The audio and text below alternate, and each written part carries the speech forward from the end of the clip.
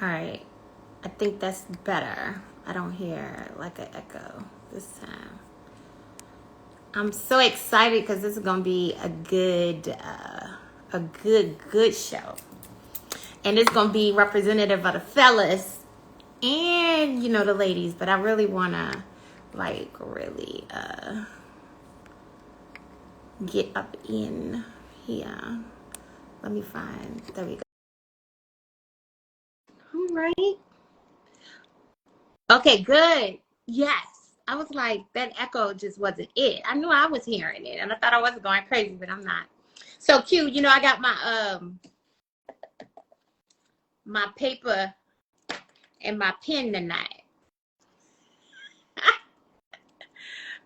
Well, hello, Mr. B. Moore. Cigar. Hello, everyone. Just come on in. I'm about to bring my co-host back in. Oh. Yeah, I accepted it. Hey, my cousin came back. Hey, cousin Leonard. I miss y'all. I got to get back down south.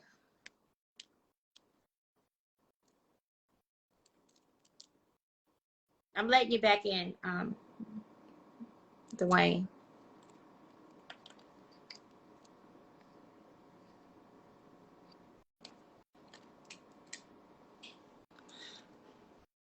If it's not one, there we go. There we go. There we go. It's echoing again whenever you come on. But that's okay. It's all right. Maybe I could go AirPods. You think that would make it better? I don't know. Yeah. Yes, I can hear anything. You hear it again? Let's see. What about now? I can still hear myself.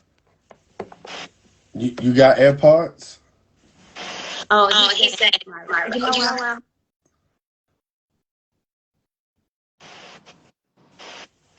All right, is that better? Yeah. Is it better now? Yes, no, maybe.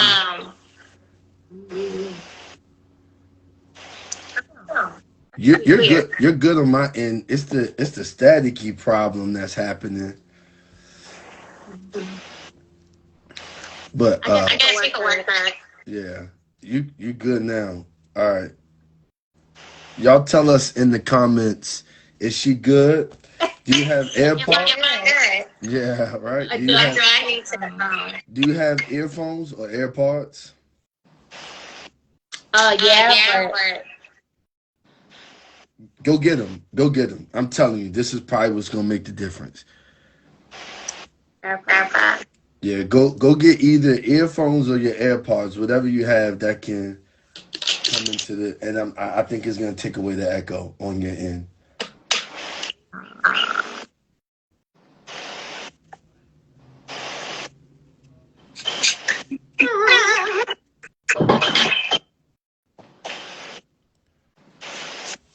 Hey everybody, while we are working out the technical difficulties, thank y'all for joining my wonderful friend tonight on her show, Sis Talk Session. All right, listen, if you are here and you haven't done so, go ahead and invite some folks into the space. How do you do that? There's an airplane at the bottom of your screen to the corner over here. Many of y'all used to throw airplanes at the women and the boys that y'all used to like, and it used to say check the box, yes, no, or maybe. go ahead and hit that airplane and invite some folks. Tell them come on into the space. I think we're gonna have a candid conversation tonight, an honest conversation tonight, a transparent conversation tonight, and so jump in with us. So hopefully, what she's getting ready to do is going to fix the problem, and all shall be well. So thank y'all for jumping in with us tonight. Come on, it is like 12 people on. I never heard that was an airplane. Yup, there you go. It's an airplane. Just go ahead and hit the airplane. Indeed, hit it. Just hit the airplane. Invite somebody into the space. Okay.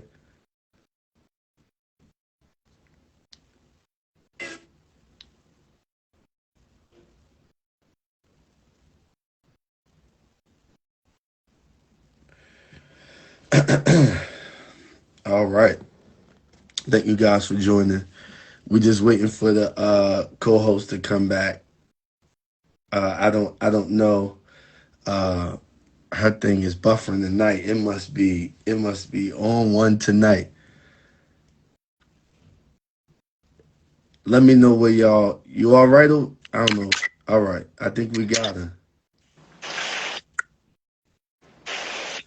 I All think. right. All right. Okay. You back? What you got? An iPhone or an Android? iPhone, sir. I see the gay people with Android. I'm playing. No, I mean, because I don't know why it's giving you. Okay. Hopefully, can y'all hear her? Is she echoing?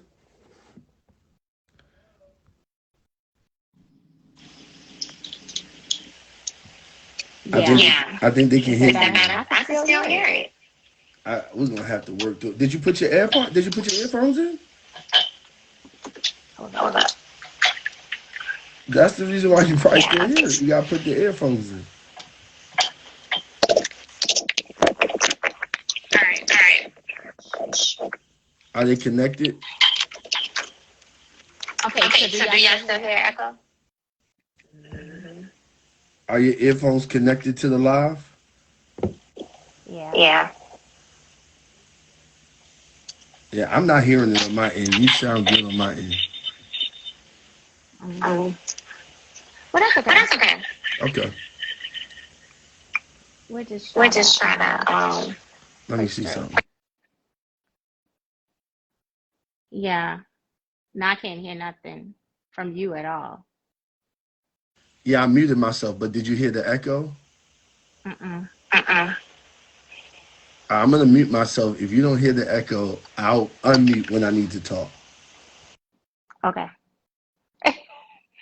All right. So that's better because I don't hear the echo now. So yeah, it's something about whenever you come on, then it would do that. But then when you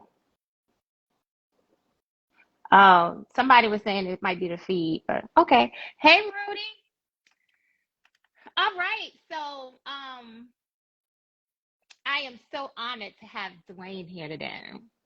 I just want to say that we've been trying to uh hook up and get this conversation going for a minute now. And I really think that when we start talking about, dating and the whole scope of finding someone, uh, that you like,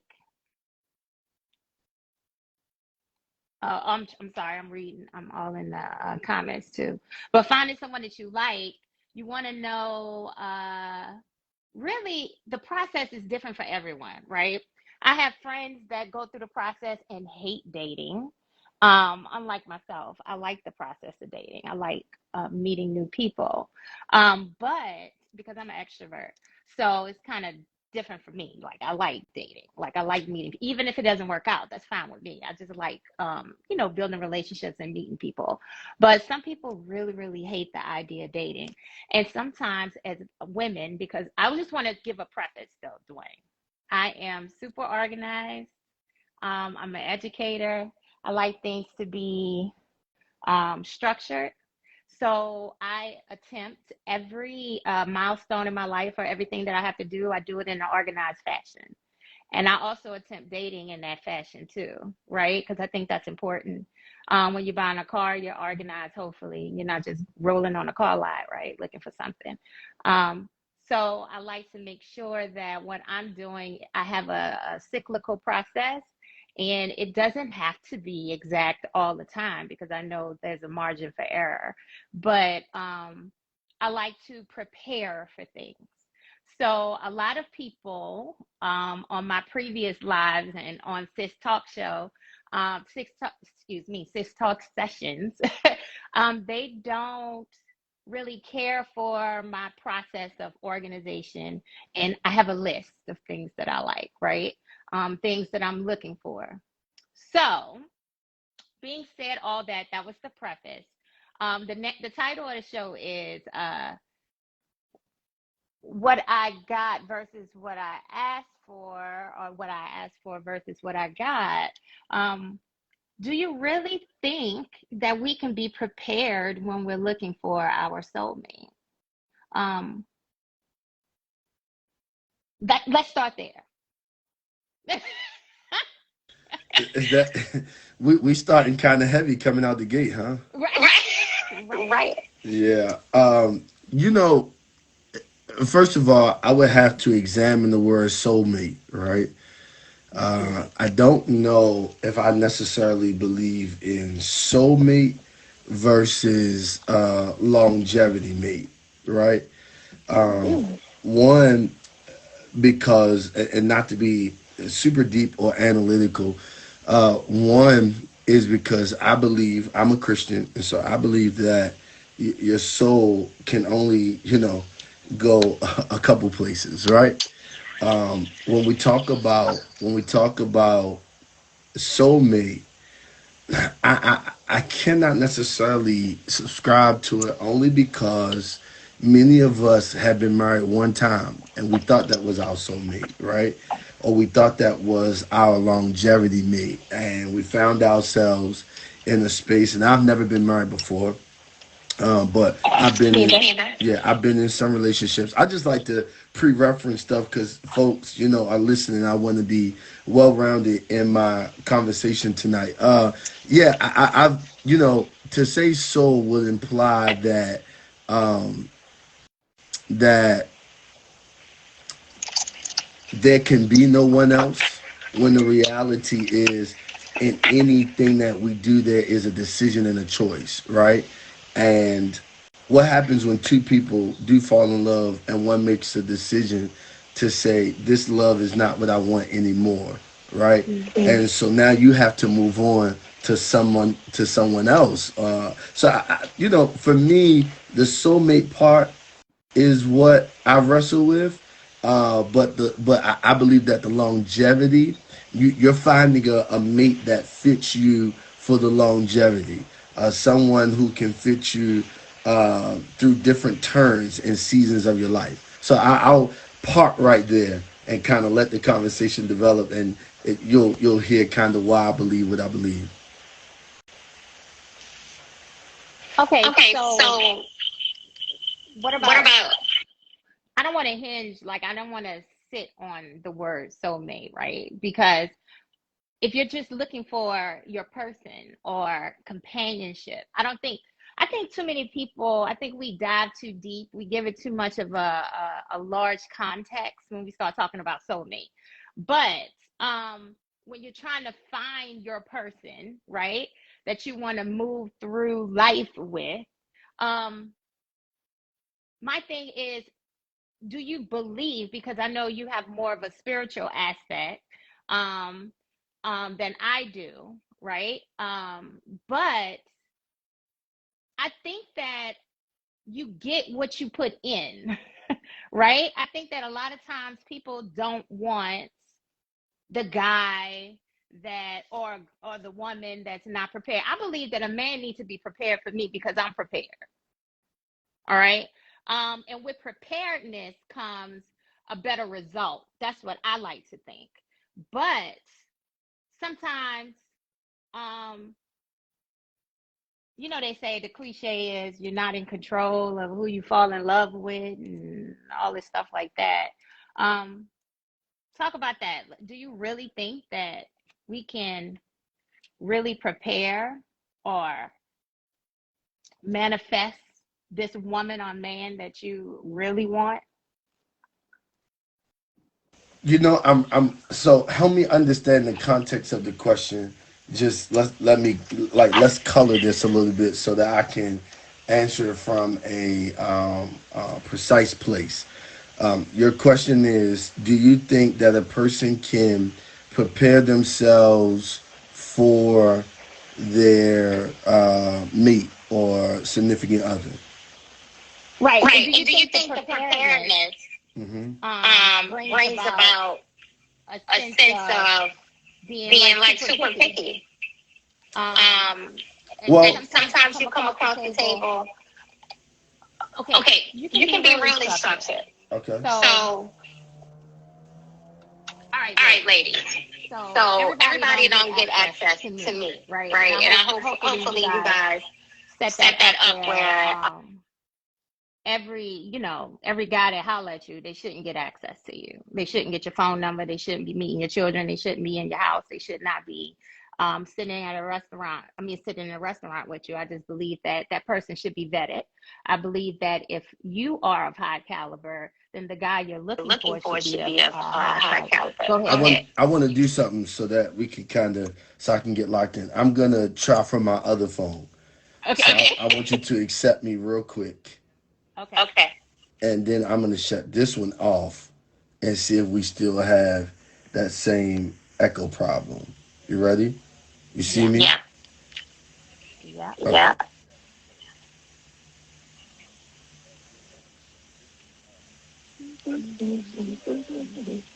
All right. Did it allow you to bring me in? Did you see my request? I accept it. Nice, I guess.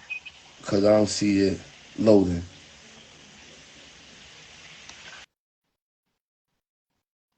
All right, there you go.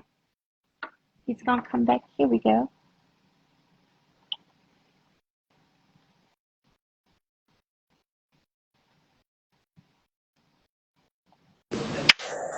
All right. Now I don't hear it at all. Okay.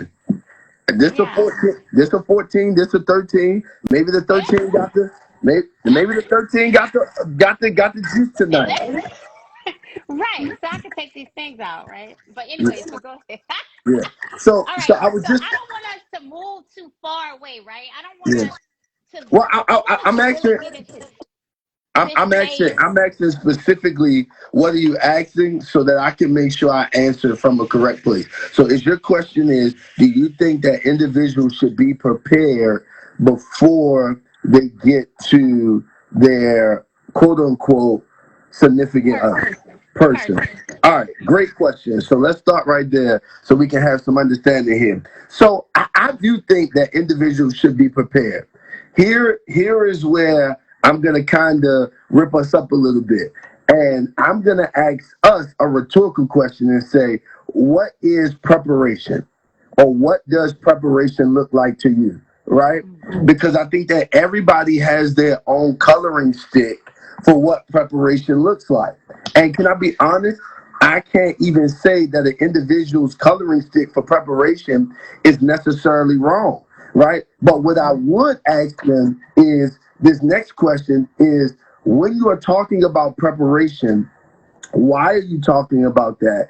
And what is driving you to specifically talk about those preparation points? Because if we're honest, and tonight I think we ought to be honest. I think we ought to tell the We truth. are. Many of us we look at preparation as if it is a benchmark or as if it is a success tool, right? And I believe this as a functionality of what I believe. I believe that God intended us to be codependent upon Him, interdependent upon each other, and then independent at times, right? Which means that no matter how prepared I come, there is still a level of interdependency that I'm going to need from the person that I get into this relationship with. Hopefully, it leads to marriage, right? That I get into this relationship with. I truly believe that part of our our inability to properly see what preparation looks like versus what I don't want to use success, but preparation versus where somebody may need a little help in. We tend to kind of come into relationships with this full throttle preparation mode, and it's like, hey, I got this, I got that, I got this, I got this, I got this, I got this. And the reality of it is how many people have we seen that got everything, but still long for what is quote unquote probably the most important things of our lives, which is love, which is respect, which is honor. And I think sometimes it's not to say relax preparation, it is saying, I need you to consider other avenues of what that looks like, right? Because in areas where you may feel like strongly prepared, there are still some areas where you're weak, right? Right. And then the other person is strongly prepared in the areas where you're weak, and you're strongly prepared in the areas where they are weak. So I think when we look at it, we got to look at it from a place of how do we not necessarily add materialistically, but how do we add to this space where both of us can thrive and have a success in this relationship? I hope that makes sense. Yeah, yeah. But I don't want you to mistaken preparedness for I got everything together and what you got, right? I think Yeah, it's yeah. more so of being complete, or at least majority complete when you come to the table. When we start talking about I'm looking for someone to spend the rest of my life, or this person to be a good companion with, but I believe that I would hope that he's prepared too, right? And when I say prepared, because when we talk about the good brother, late brother Johnny Cochran, he won all of his cases because of preparation. And that's a quote from him, right? He said it was preparation, preparation, preparation. But I do believe that sometimes when you go into like this process, this dating pool, if you're not prepared in a sense where you know what you want, right? Doing the work on yourself so you're not releasing toxicity or attracting toxicity, and knowing what's good for you and what I need to become a better woman for him, right? So And I vice just, versa. and vice versa, right? So because some people, why would somebody not like, okay, I understand nobody want to be single. Well, maybe some people do, but some people don't. But there's a lot of fellas that, my guy friends, and they hate dating. They think that it's just about money, spending money, um, women getting a free meal, um, you know, they feel like I shouldn't have to take this female out. Why I gotta spend $200 at dinner? You And know, listen, there's a lot of nuances to the dating life, right? And I want to first start with this and say that part of some of the dysfunction in dating is because honestly, if we all were to be honest, like we hate the word trauma, right? Because we think that the word trauma is a resemblance to something negative, right? right, And we think that trauma is a bad word, and really, trauma is not necessarily a bad word. It's about recognizing like what drove you to that point, or how did you get to this avenue of thinking, or how did you get to the avenue of this response. And I got to be honest, man. I think everything is not absolute, right?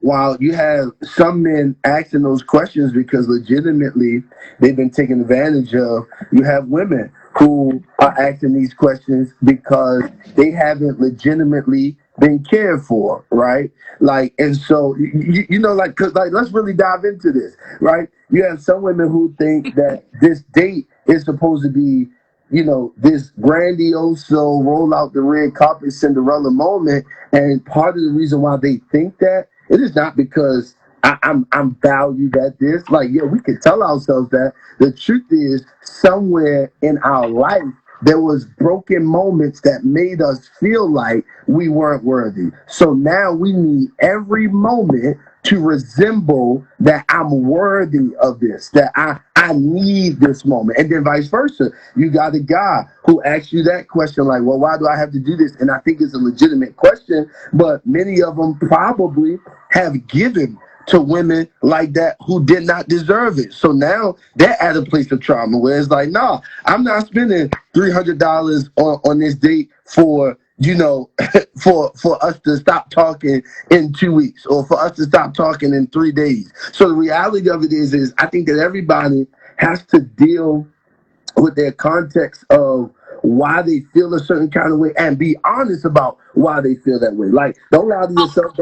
Don't tell yourself, oh, it's about valuing myself. Listen, Dr. Darius Daniels said this, and he said something so profound, and I watched him say this. He said, if I gave you $1,000,000, but I told you you had to die tomorrow, which one would you pick?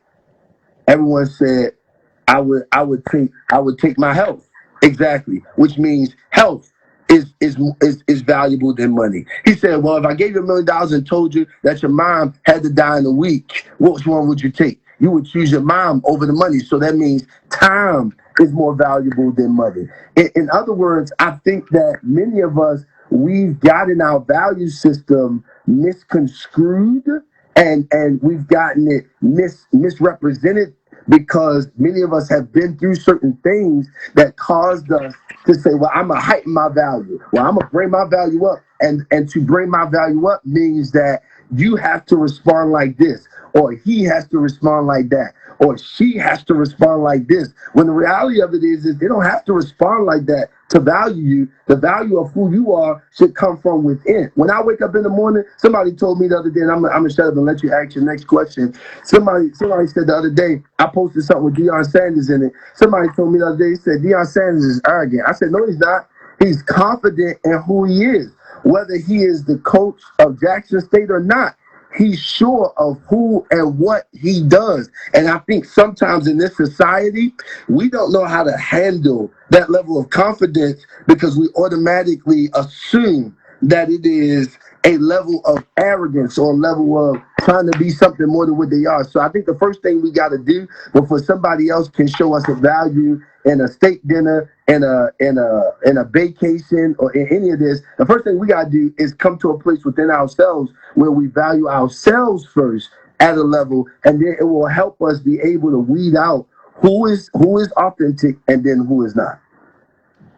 Okay, but isn't that the guy's fault? And I like it's the guy's fault if you don't properly vet the girl or the woman and you Mhm. waste your money. I mean, like I said, it should be a process, right? Finally, a goddess says it ain't that deep. If a man doesn't want to take you out and treat you like a queen, then probably he doesn't think that highly of you. Listen, y'all know what it's hitting for before y'all even approach, right? Because I'm quite sure a smart man has done his research, right? If he's looking to court finally a goddess, he has been on her social media pages. He has probably seen her out, right? He knows exactly, what she looked like, and he has an idea as to what it's going to take to court her, right? And I think a lot of times we're getting away from that too. Dating is just that. It's a courtship, right? And some men have to show and prove, because if I know I'm of value, Dwayne, which I do, right?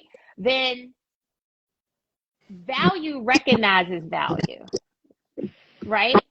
I don't need a steak dinner for a man to make me feel like I'm appreciated, because you know what I mean? It's expected. It's a standard, right?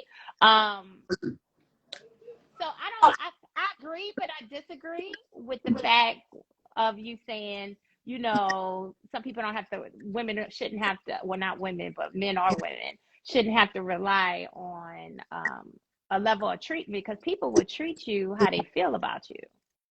Yeah, So, but I think the misconception in statements like that is that, from a human perspective, we think that value is locked up in what people do for us.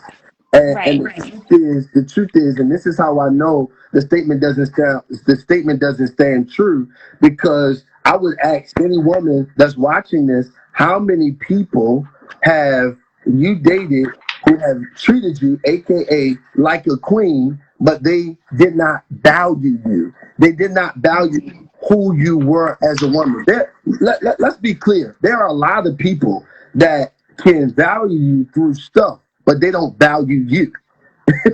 They can take you on a wonderful date. They can give you a wonderful experience, but they still don't value you. They still don't see who you are. They still don't see what makes you cry. What do you need to mature in? What do you have going on in the inward side of you? And I think it is a bit it's a bit caution for me, because I recognize that we as people, we think that value is in the stuff, but value is because when we say how you treat me, well, would you realize that I could give you everything that you want and still not treat you right? Right. Well, no. Okay, so we're not talking about giving me things, right? We're talking about the premise Well, of I'm dating, right? yeah, but I'm just Right. responding to Right. some of the comments that's in the chat. Hmm. Yeah, and I do agree. A guy said something, 40, is that a guy or a lady? I forgot. I don't know. I think it's a 40 guy. Yeah. Okay, and they said that dating is collecting data. It is, right? I told my guy friend that. I said, listen, um, you're so angry because you spent $300 on a date. He took this chick out, come to find out she ain't never called him again. And I was like, that's really your fault, right? I said, but take him to Starbucks. I said the same. Let him meet you at a coffee house. Have a conversation.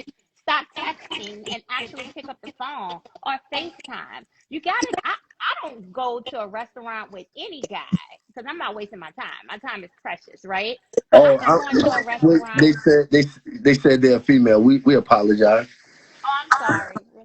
Yeah, until you have talked to me at least for a week. And I know that I kind of leaning towards liking you as a person, right? And you're leaning towards knowing and liking me as a person. I mean, you're gonna get that, but you have to go through a process first. I think so many people are so microwave with everything. Um, and it's not about material things. You need to get to know someone and then determine whether or not you're compatible or that person could be the right person for you. I think a lot of times we just like to just jump into stuff. It's not the material things. Stylish favor say conversation, internet with intent. Excuse me, I can't even read today. The intent to listen, show interest, and I'm a woman that date men, so I'm some men, a lot of black men, because I've never dated outside of my race, but a lot of black men that I have come across, may have an issue, and women. I have friends that have this issue of communication, right? And articulating what they want. So those are the people that really need a list. You really need to try to attack and get a strategy so you won't attract the same thing that you used to have, because the whole idea is preparation. Like, I'm asking for something. I know what I want, but when I get it and when I get to the table, I know whether or not it's for me. And no feelings lost, no love lost. I have gained friends in the dating process. So I don't know. I think that a lot of times men get it a little twisted and confused. What do Dating is we? a I guess process. I guess what I'm asking is, what do we get confused, or what do we feel like is the breakdown? Because when I hear preparation, and I'm hearing you guys say preparation, what I'm trying to understand is, one, what is necessarily preparation to you, and then number two, what is it that men, or you feel like that men need to kind of, I guess, work through? Because I think that's why I'm not able to really go into depth of where we are in the conversation, because I feel like I'm at a door and I'm trying to get through the door, because I'm trying to understand what you want me to address, so that I can walk through the door properly. Okay, so my question is, Mhm. why is dating such a hard process? For a lot of reasons, to be honest with you, for a lot of reasons. Who wants Um, some?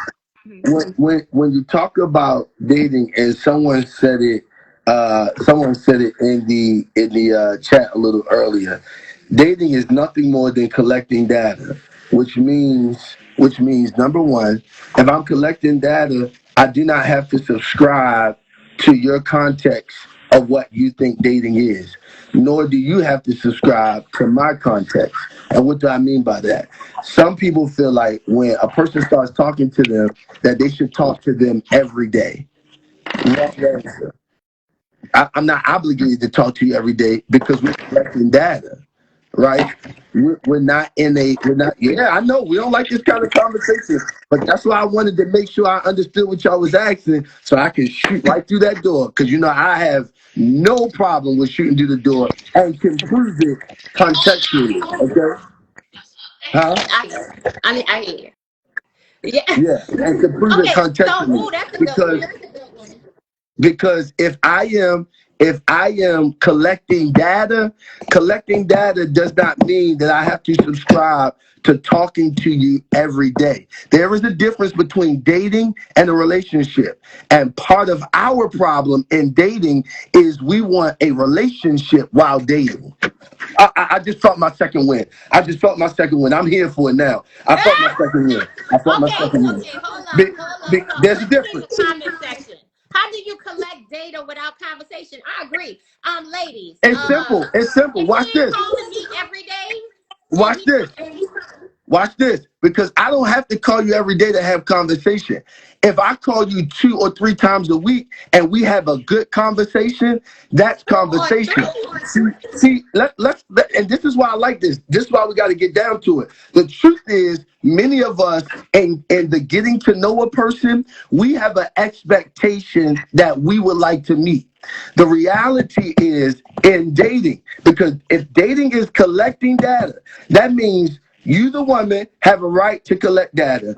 Him, the man, has a right to collect data. And what that data looks like, it does not mean that it's every day. It could mean maybe we talk 2 or 3 times a week because we are collecting data. We are not in a courtship and we are not in a commitment. The problem with a lot of us, let's be honest, when we give somebody our attention because we really like them, we subliminally, and this is why we get caught up, because we want to, somebody say, it's the truth, it hurts, but it's truth. Yeah, that's all I talk is the truth. I know people don't like it, but I'm going to talk the truth, right? Because here's the problem. Here's the problem. We want commitment before we ever collect data. That's what we want. We want No, we don't commitment. want commitment. No, no, no, You no, no, do. no, no. No, no, no, We, no, we, no, we no, do. no. It's my turn. It's my Okay, go turn. ahead. Go It's my ahead, turn. sir. Yeah, yeah, Go yeah. It's ahead. my Go turn. ahead. We want commitment, and we have expectations in the data phase. When I work in data analyst and I'm collecting data, I am collecting it to give a report. That does not mean that I have the right to give the report without collecting all the data first. And part of our problem is when we like a person and we like them real hard, we want that person to like us back the same way. So we put unspoken expectations on people that we should not be putting on them in a data phase. A data is, I'm getting information. What's your name? Where are you from? Who are you? What you like? What kind of background you got? And that data doesn't have to happen every day for me to get to know you. That data could happen 3 days a week, 2 days a week, because we're not in a commitment. Our job in collecting data phase is to enjoy, I feel my help, is to enjoy the moment. That is what our job is in the data phase. Now, when two grown folks have a conversation and say, look, you know what? I want to be in something serious with you. I want to be in something more than that now we can have the conversation of, okay, you know what? Now I'm starting to call a little bit more. Now I'm starting to invest a little bit more. We want an investment before we ever even collect data. But how can you, first of all, preface out there, another preface. I'm a math person. I'm a numbers person, right? I used to be a data analyst for the government. I taught math for over 18 years. But let's get it. Men lie, women lie, numbers don't lie. Okay. I know for a fact I have been engaged before, right? I might not have been married, but I know what the pursuit looks like, right? I know what courtship looks like, right? So if a man doesn't call me every day, next. So here's why I say that, because when you want something, you're going to go for it, and you will make time for it, and you will start conditioning for it. Okay. So I'm not saying that we want a relationship. Of course not. We're learning each other. We're knowing each other, but I'm going to be interested enough. I'm dope enough that you're going to want to have to talk to me every day. You're going to wake up in the morning and you're going to be thinking of me. So you're going to give me that text in the morning, right? So a man that wants you, ladies, he will show that he wants you, and he will. I've been moved from Louisiana all the way up to here, right? Within 2 months of meeting a man. That was my ex-fiance. I was in a relationship for over a decade. So you can't tell me, all right, that you're not going to call me every day and you're really interested in me, because guess what? Dating is a blood sport. And I know that I am of value. I know I'm an asset to whatever I attach myself to. So the man that is vying for me, he will show beyond a reasonable doubt that he is interested. So when we have time and we're collecting data, yeah, it's times. Listen, men be having chicks in rotation. They don't really, it really doesn't matter, right? Because some men, not all, but some men don't really know exactly what they want. Or if you're looking for a companion or a friend or just somebody to make you laugh, that's one thing. So that's why you got to have those conversations. What are you looking for? Are you looking for a wife? Are you looking for a friend? What kind of person are you? What kind of dater are you? Traditionalist? Are you a modern person? Do you want to, we talking about splitting checks? Are we talking about during the dating phase, you ain't spending no money? Like, what are we actually looking for? Because if you don't have those conversations up front, then of course it's going to be chaotic. Of course you're not prepared, so you're going to get what you get, right? So listen, don't listen. I don't, and you haven't, have you ever proposed to a woman before, Williams? Y'all didn't want my advice tonight. Y'all wanted, no. You didn't. Because I'm going to tell you why. Because I just rolled out the carpet and gave you the real deal. And guess what we went back to? This is why, hold on. This is why I hate social media to a degree. I hate it because we hear what people say and we think that that avenue is the avenue of what is correct. I agree with you that if a man if he wants you, that he's going to invest in you. I agree with that. But that investment, because just like any other investment, I have to collect intel before I invest in anything. And so if I'm collecting that intel, I don't have to subscribe to calling you every day. And that does not mean that I am less, that does not mean that I'm less interested or more interested. This is the question I'm gonna bust the can wide open. How many men, this is what I'm gonna ask 20 women that's watching this. How many men called you every day? The question I'm gonna ask you is, where they at right now? I'm gone. That's it right there. Where are the men who called you every day, who called you every day, who took you on a date as consistently as you wanted it? Where are they at now? You know why I'm asking that question? Because the reality of it is that they were not serious. Because you know what we don't do? we don't build organically. We build with pressure. We don't build organically. Organic is in collecting data. We have no ties to each other. We have no commitments to each other in collecting data. When I make a decision as a man or a woman, either or, when I make a decision as a man or a woman to be in a relationship with somebody, predicated off of how we get to know each other, that is done organically. I could call you every day and still not be serious about you. And I think that's why I'm trying to change the narrative of how we think, because we get locked up into, oh, he ain't consistent. Well, I want to open this up. I want to open this can up, because I hear women be like, he ain't consistent. Well, women, you do know that when you're in the dating stage or collecting data stage and you have several options, you're not consistent either. Why? Because at the end of the day, you don't have to be consistent when you are getting to know a person, when you are collecting intel, when you are gathering intel, when you are gathering information. Now, what I do respect is if a sister say to me, or if you're a sister and you like, you know what, listen, I am interested in you. And watch this. And I really would like for calls to happen every day while we're interested in each other. I can respect the sister saying that.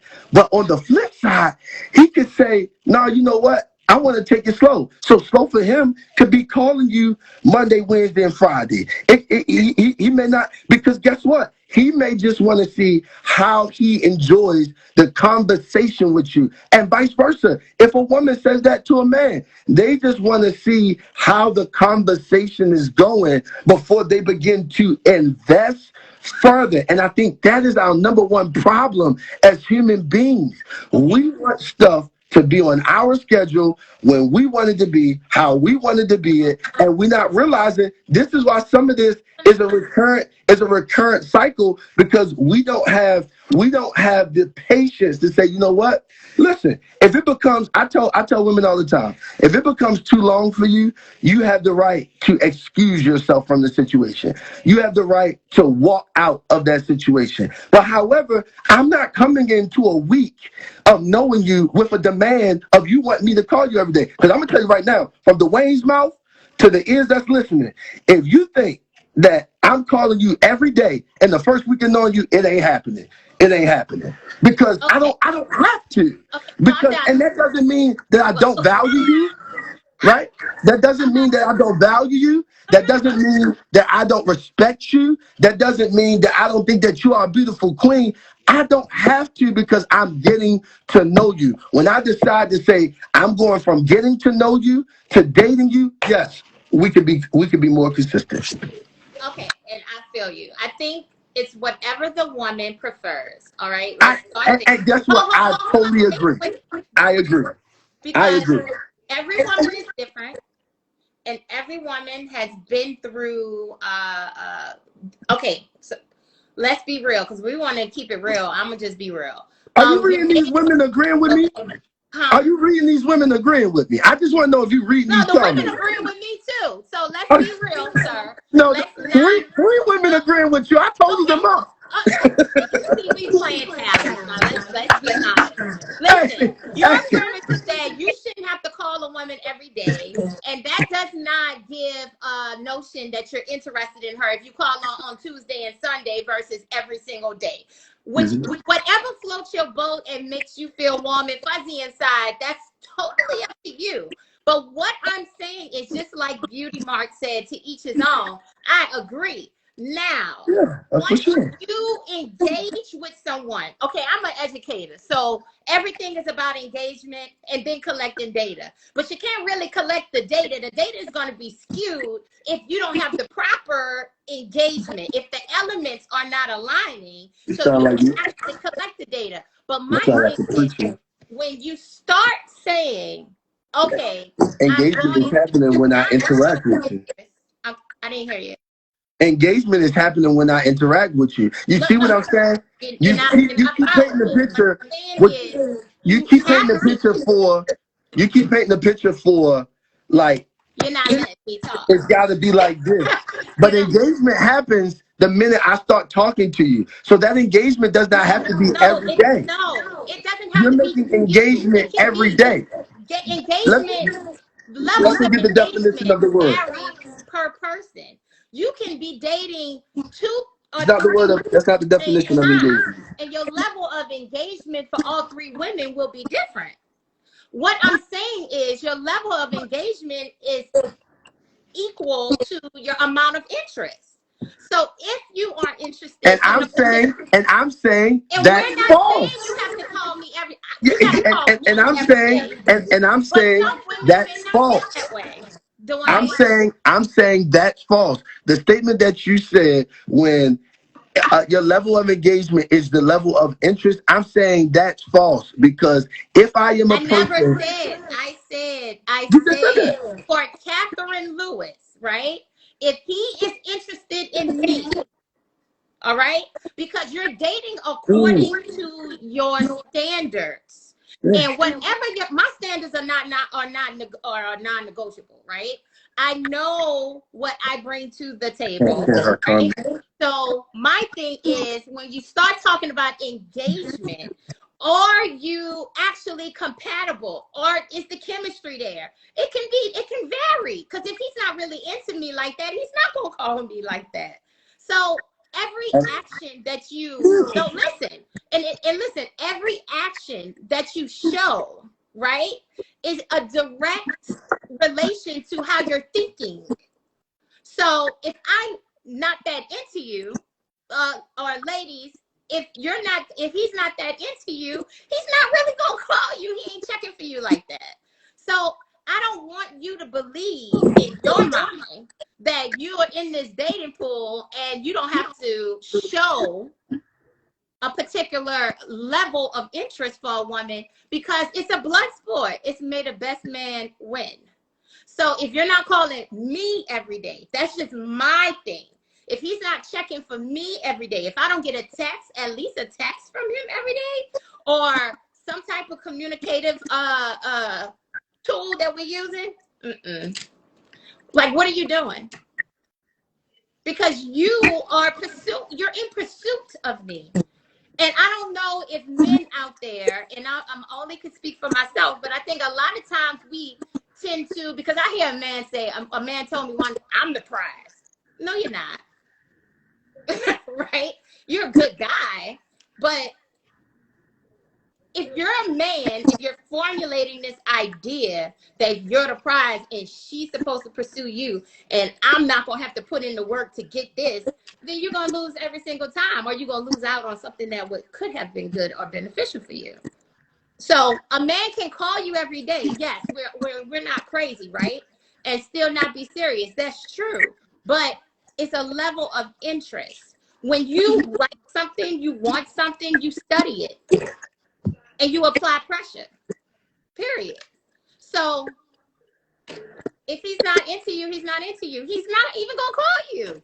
But let's be real. How many females have you talked to and just fell off the grid, and then you call them back, and then they don't really entertain you like they entertained you the first time, because they don't think you're serious. So how are you going to show that you're serious about something or serious about the pursuit if you're not willing to go the extra mile and actually call and talk and get to know that person? We're not talking about a commitment. We're not saying that this guy needs to be showing up, paying bills. No. All I'm saying is, what's wrong with applying pressure in the area of communication? Thank y'all in the comments. Applying pressure don't mean he like I can't drive it. I can't drive that point, and I'm not even gonna drive it no more. I'm ready to move to the next question because I can't drive it any more clearer than that. And I think that I agree, and I think this is why comprehension and listening is important, because I agree with your statements of hey, as a man, he's going to show you your interest. I think number one, this is what we got to erase. dating is not a one-sided situation. So y'all really not gonna like me, and I'm probably not gonna come back because y'all not gonna like me saying this. But dating is not a one-sided situation. It's not a man just dating a woman. It's us. It's us dating each other. Right. So with that being said, it is very crystal clear that what I'm saying is I'm not excusing a man from showing his interest. What I'm trying to get us to see is that if you walk around with expectations of a person that you haven't even gotten to know their blood type, you haven't even gotten to know where they're from, you haven't even gotten to know their background and lineage, you're setting yourself up for failure. I can't say that no other way. You're setting yourself up for failure. And the truth is, we're not talking about situations where guys said that they were interested, and I've been involved in those situations as well, right? Where you said that you're interested and you didn't show any interest. I totally agree with you there. I 2000% totally agree with you there. There are guys who do that, right? There are women who do that. There was a woman that asked a question a little earlier. She said, what about I want to make sure I got her name right. Chosen 410. She said, what about men that get upset when you don't call them every day? And I would tell those men the exact same thing. You don't have the right to her time until you guys make a decision on what, on what you are going to be. You do not have the right to subscribe to somebody's time until there is an agreement that says this is what we are going to do. So when I talk about in the get to know you stage, I'm not talking about a month after knowing this person. I'm not talking about 2 months after knowing this person. If a month or 2 months into the game, there isn't a level of some level of consistency, right? You welcome Chosen 410. If that man tripping, throw him in the trash can, because at the end of the day, nobody has the right to demand something of you when you are just getting to know them. And this is why I'm heavily on this, because I've been in situations in a week of knowing a woman. She feels like you ought to be doing this, and this. No, I don't. The only thing I ought to be able to do is stay black and die. You don't govern my time, because I don't even know you like that. When I get to know you in a space where I say, oh my God, I really want something more from this woman, then we can have the conversation of what that looks like. Then there are some expectations that we can expect. And people ain't gonna like me for saying this, but this is just the real one-on-one. And then I gotta go to an 8 o'clock meeting. But this is the real one-on-one, and people don't want to hear this. Most people, we have created a space to let people be who they are. They don't give them tips or demands. We want to see the real, not exactly. That's exactly what I'm saying. When we let people be their authentic self, we allow people to be who they are, and then we can make a intellectual decision and say, this is what I want. Part of our problem is that for a man, especially dealing with the woman who we know operates a certain way, we will play the game just so we don't have to hear it and get what we want and move on. And this is why I'm saying slow down. This is why I'm saying, say it again. That could be a woman too. I mean, yeah, I'm not being, listen, for me, I'm not being sexist in this conversation at all. I'm talking to both. No, actually, you are. I'm talking to both audience tonight. This conversation went left. Everything you said was men did this, men did that, men did this. I said, whoa. I said, whoa. I said, hold on, let me ask the question. I said, is this? I'm thinking to myself, like, is this men I think night? you were hinged on the whole idea of a person having to talk to you every single day. That kind of like tickled your feather. I think that it's to each his own. Whatever standard you have, you should talk about that, communicate that with the person to see if they align with how you feel. If you don't talk to someone, then you won't get to know like what they desire or what they want. That's all. And we Nobody has expectations. this what we're doing. This what we're doing. We're not putting demands. We're not saying you gonna call me every day. What I'm saying is, once you slow roll yourself in the dating process and not go so fast, you can get to know someone. And I would get to know Duane and say, that's not what was said like 5 minutes ago. And then we can hold on.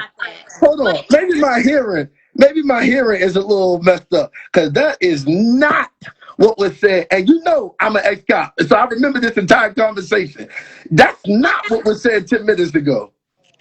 No, I said my thing is, did you read the comment? Did you read the comment? But that's not the same for a lot of women. I'm like a man to apply pressure. I'm a conservative. I'm a traditional. Did you just read the comment? A man that is a provider, man, a man that have resources, a man that shows. I know I ain't going crazy. No. Comment? What we're talking about is the fact that I think we're hinging on, you got to get to know people in the process. And I started off with talking about preparation. You got to be prepared. You need to be prepared for the man that you want, right? And that means doing your work, healing yourself. But then at the same time, if you don't know what you want, then you're going to go through a lot of people that you might not like, because of you did not do your homework. So I think a lot of times, I think both of us had the same premise, right? We were like, okay, yeah, it's cool. You got to get to know someone. But just because your timeline is different from mine, I don't think that makes it right or makes it wrong, right? So we're not trying to make me, someone said, make me look crazy. No, what I'm saying is I believe in a pursuit. I believe that a man apply pressure and a woman apply pressure too. All right? Because if we like you, we're going to show you that too. Yes. It's a reciprocal process. Yes. It can't be one-sided, yes. right? Yes. But if I don't want you not calling me every day, then we could talk about that. Yeah. You know what I mean? If you're dating other people, I'm dating other people. Who cares? But let me ask you a question. And I know I gotta go because I see my people getting on me. But I gotta ask you this question because you know, like I said, I agree with the pursuit. And you made a statement. Somebody said, "Don't run, Duane." Yeah, you made a statement. You made a statement earlier, and you was talking about the women being the prize. And I said a woman was the prize. I said a man said he was the prize. Yeah. So right.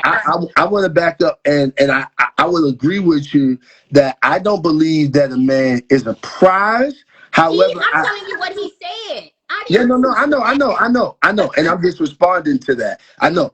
I don't believe that the man is the prize. However, I do believe what this young lady posted the other day, because I posted it in my stories, and I was supposed to have a conversation about it.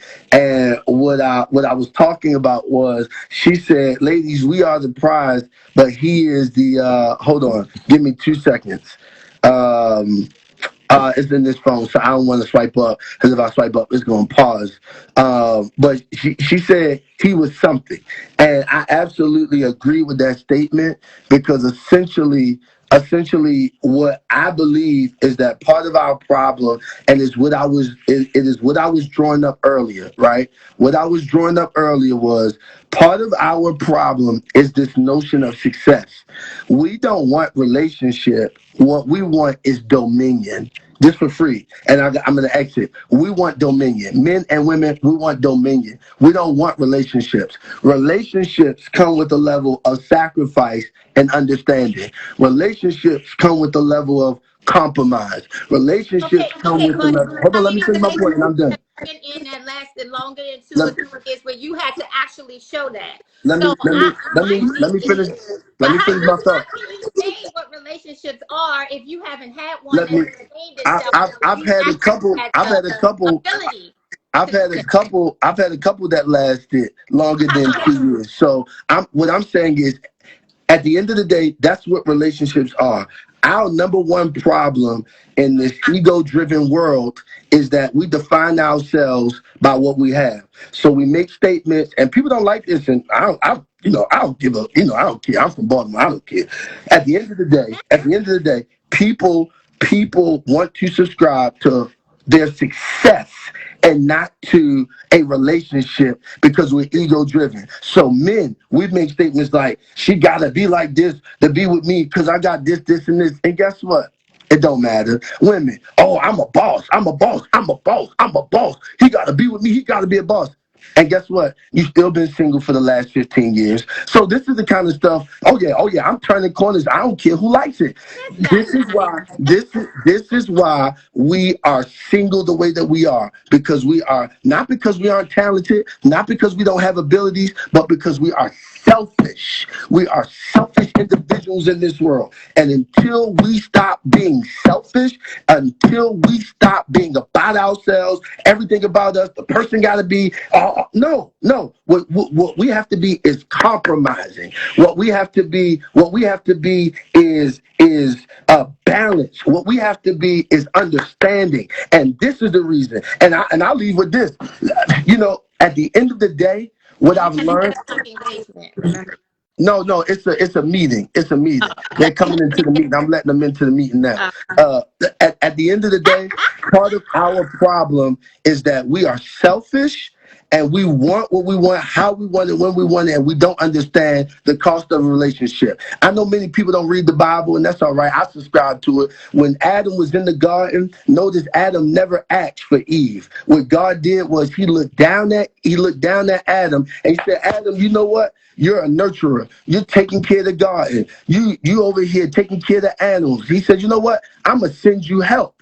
And what he do? He said, lay down, Adam. What I'm going to do is I'm going to take your rib and I'm going to make woman. I'm not making woman and putting you over her because there's just this sexist thing that I am. No, he said, I'm going to make woman for you to bring help. Part of our dysfunction in relationships is that we are selfish and all we want is what we want, how we want it, and we want people to come in and be with us and be on that string of cords. And until we release that and be compromising and understanding in relationships, this is when we're going to have fruitful, productive relationships. Outside of that, you're going to keep getting the same cycle of wheels. I'm telling you, I'm going to look up in 10 years when I'm married and I'm going to see the same people still talking about singleness and everything else. And you know what? All I'm going to do is come in and be like, wow, after all these years, because we are selfish.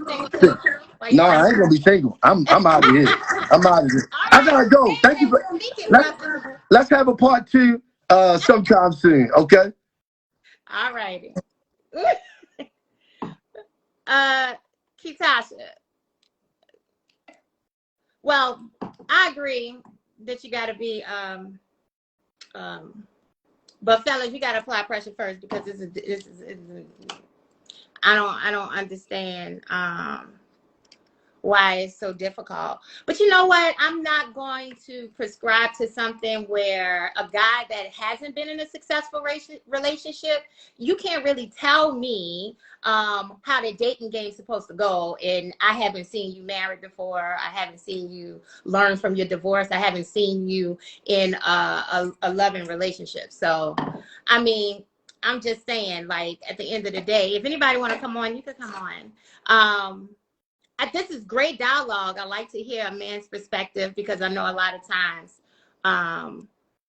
we talk about that. I'm trying to get, courting is not dead, ladies. Do not subscribe to that. Do not believe that a man is not going to treat you to a level of how he wants you. Okay, like I said, it's different for everybody. And you got to make sure that you are allowing a man to condition himself. And he needs to be prepared for you, period. Because if you've done the work and if you have all the things that you know will be an asset to your future husband, why not allow him to come in and show you that he can be all of those things that you want him to be? I got a daughter that's 23, and I would never tell her to subscribe to a man that does not show a level of interest where she's supposed to be getting wooed, where she's supposed to be convinced that you want her. Because it's all about convincing, persuasion. And yeah, some of them might do it and they're doing it for the wrong reasons. But if you're smart enough and you know exactly what you need to know, then it's no way that a man could get in, because I got favor with God. And let me tell you, he's not going to send nobody to me, because I know the things that I do. I sow the seeds. He is not going to lead you astray. And a man that wants you, he's going to show you that he wants you. And I don't care what a broke man going to say, oh, no, I can't. I'm not taking her out. I'm not buying her this. Because a real man that have his resources together, that understands that he's prepared to take on a woman and a wife and however many children she has, to each his own, he gonna show it. Child, please.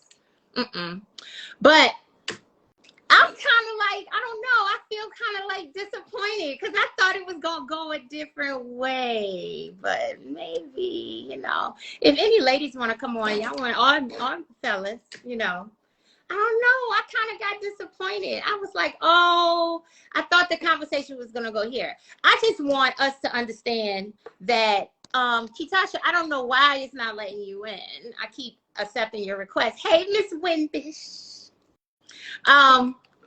Prepare yourself. A man if you prepare yourself to the point where you have got your education, you have gotten, if you want to be a wife, you need to learn how to wash clothes, cook, do certain things that a wife's supposed to do. Whatever type of things you need to prepare for, you need to prepare for your husband, you prepare for him. Don't think 10 years down the line, oh, he ain't going to be here like he said. That's not true, because you're going to get what you put in the work for. And he's going to come, and he's not going to be worrying about how many times, let me see, I'm going to call on Tuesday or Sunday. Because if you that dope and he really wants you, baby, he going to call you every hour if you need to. So that's not true. I was kind of like disappointed with that. Yes, Stylish Favor, I really thought that he was going to speak something and give me something that, you know what I mean? And consistency is good for all people, right? What's up? You kind of dark over there. I know. What's up, Catherine? How you doing?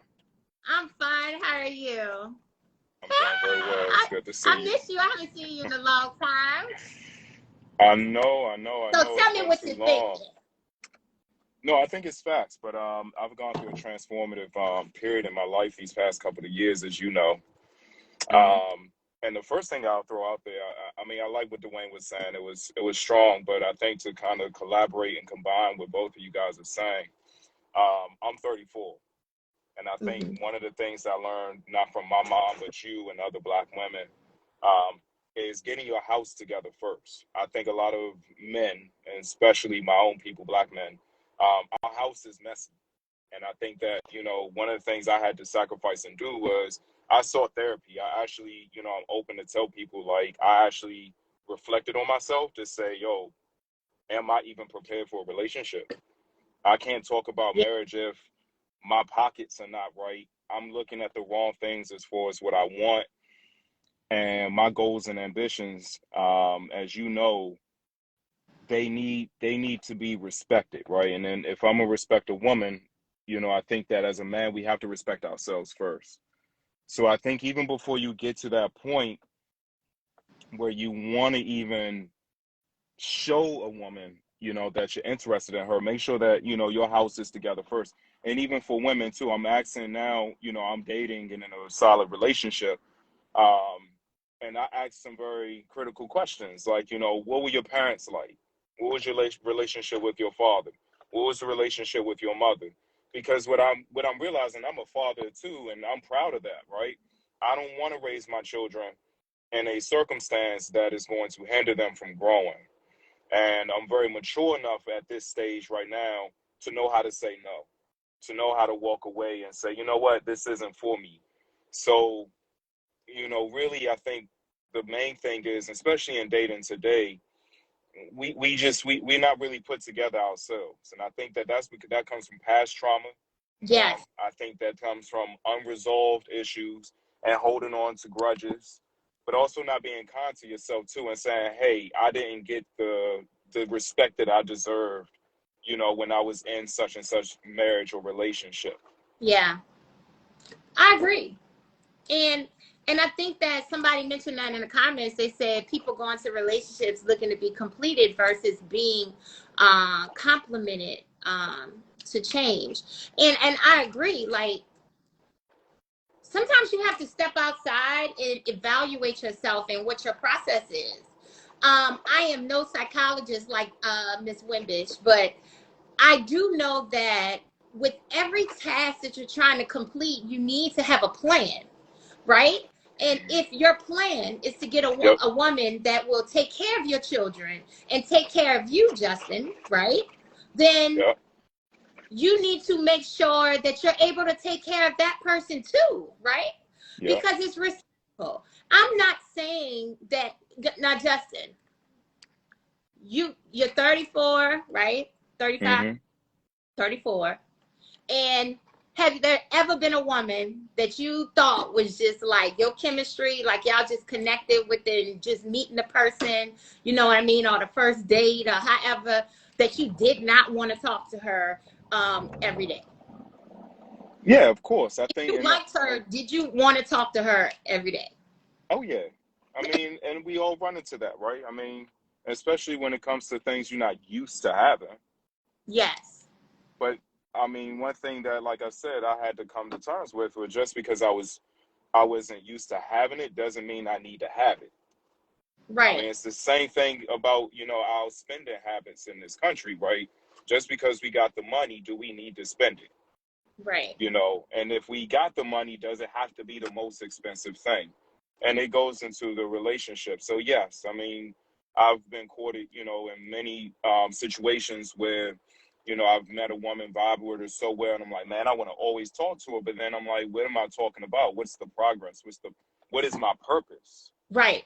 And I think combining these things now, I enjoy being single, but now that I'm in a relationship, I see the value of my relationship. Right. I see the benefit of like the growth behind it, because we help each other out, and I think especially now in this day and age, like nobody really can flex, because with inflation and the way this country and the government is going, everybody has a problem somewhere or some corner and right now in their life. And we do need to support each other if we're going to do that. Living out here, being on your own is nice if you can afford it and if you can do it. But at the end of the day, you shouldn't have to die to do it. You know what I'm saying? Like, you should be comfortable. Right. But the whole idea of the show was talking about what I asked for versus what I got. So if what you're looking for is is a direct result as to what you want, right? So if you want something, first you got to figure out what it is that you want. What do you want, right? If you're dating, what is it that you want? Do you want a husband? Do you want a man that's tall? Do you want a guy that will be a father to your children? People need to understand you got to be able to know what you want, and I need to be able to articulate that to you, Justin, right? Because if I'm looking for a father for my daughter, then I need to be able to articulate that to you and let you make the decision if that's something that you would be interested in doing.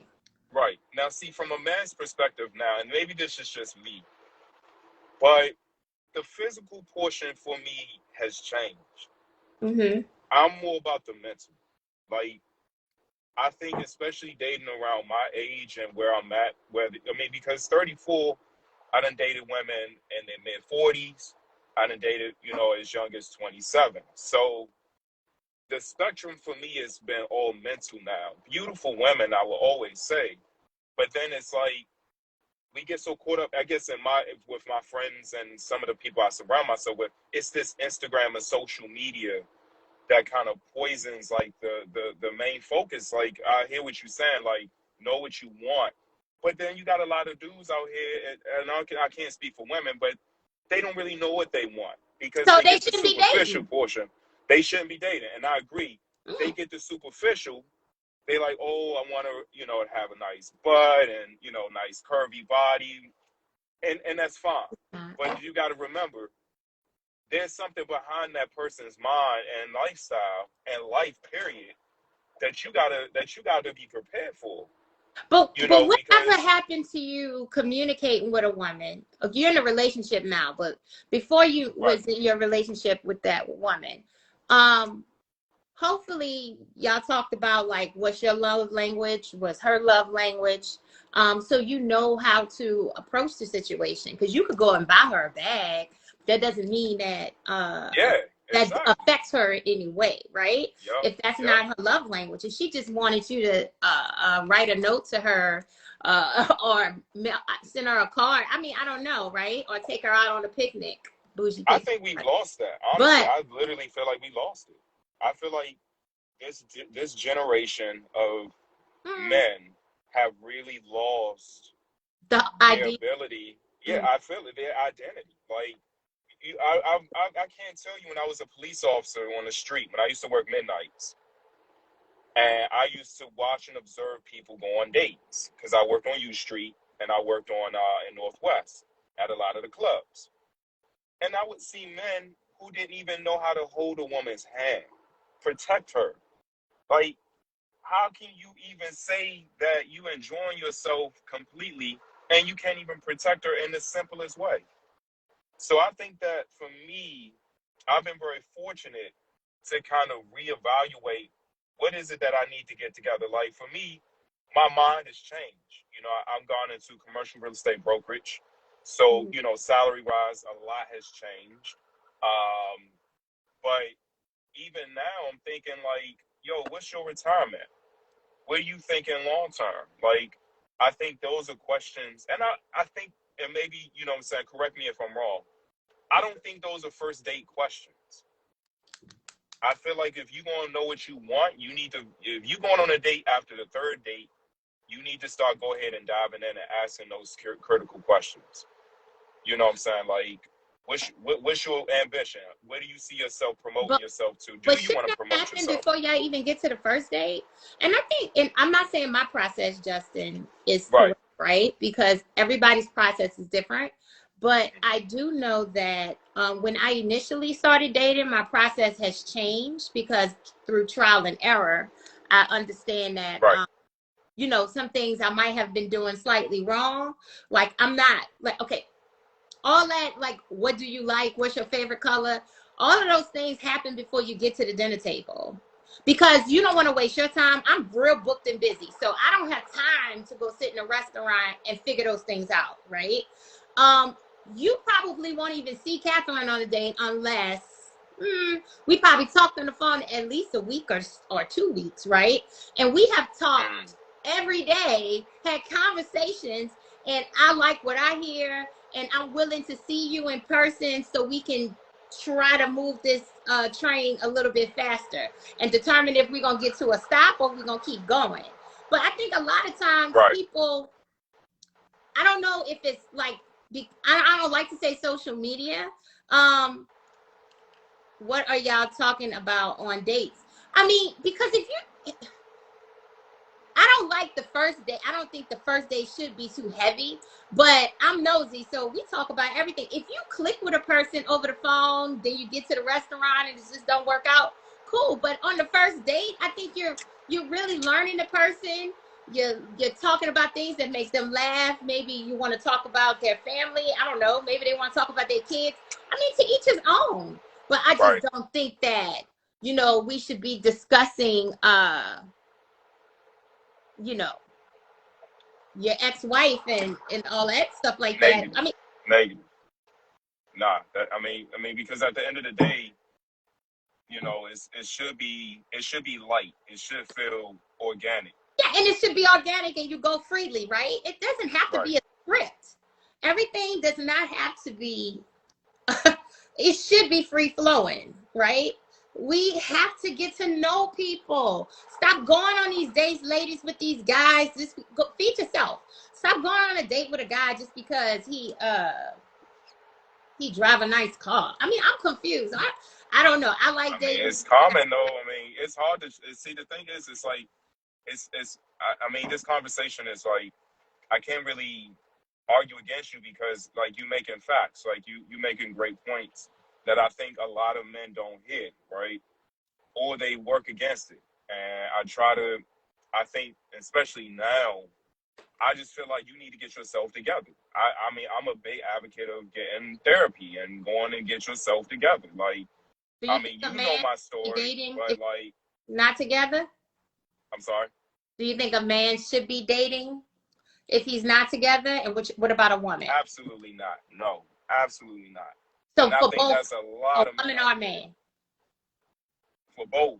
Mm-hmm. For both.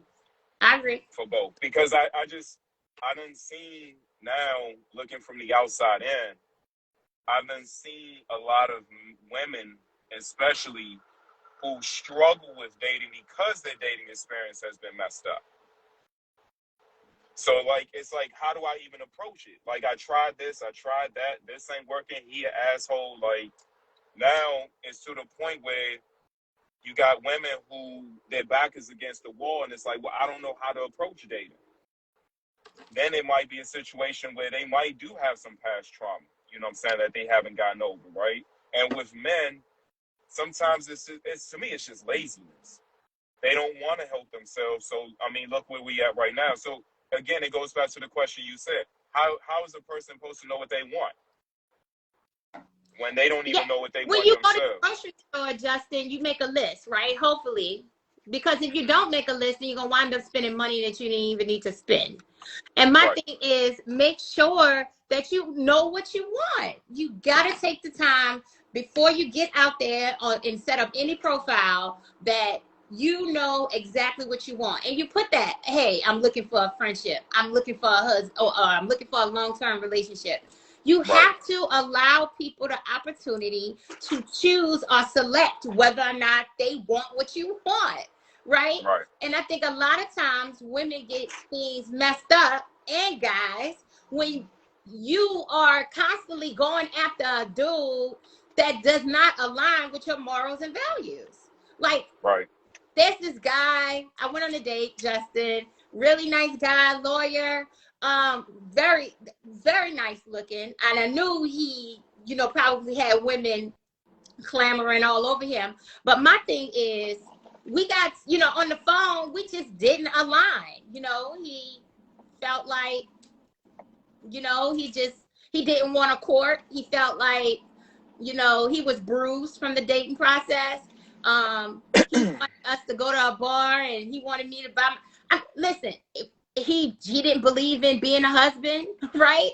And some women would still deal with that guy because he's so nice looking and he's a lawyer. You're going to put up with something that you don't even want because you think he got money, he could better your pockets, right? These broken dude, Or no, I'm dating as a mother and dating for my children too, right? So, why is a man owning or a woman owning a home, car, career a prerequisite to date? Nobody said you have to own. We just said that you need to at least have your stuff at least 75% together. 75%. I was about to say that's a good number. Because for me, right, so I haven't been on a date in a long time. Like, my relationship started very organically, right? I was minding my business. I was literally like, I'm not in the mood to date. I can't date. I'm not supposed to be dating. I'm getting myself together. And I was very proud of that. I went out, and God works in mysterious ways. And I was listening to you earlier saying, you know, put that pressure on. And my miss, she put the pressure on me. But here's where it turned on her, right? I kept it 100 with her.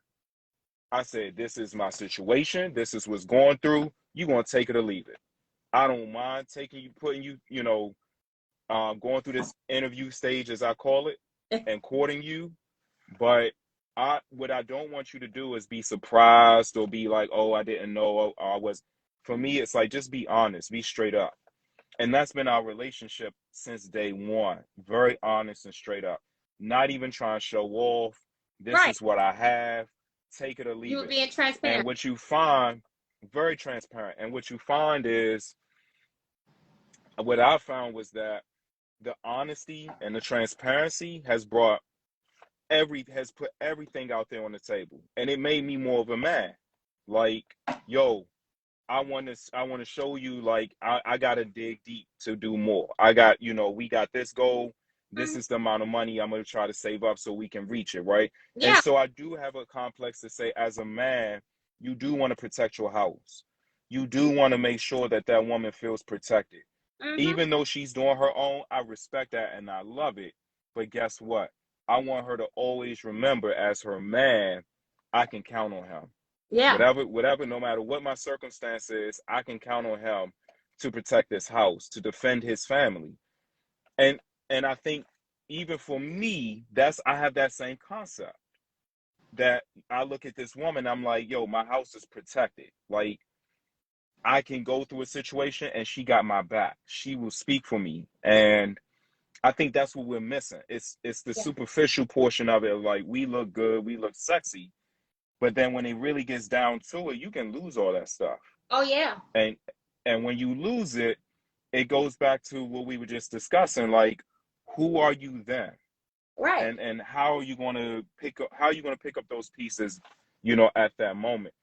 And I think a lot of people wouldn't be able to pick them up, especially when we talk about, like, the superficial portion. You got a lot of women who will bounce from a man who loses all his money, who gets injured playing football, and now he got kicked off the team. Or, you can lose all that stuff. You can get in an accident. And they'll leave. And they'll It's leave. not real.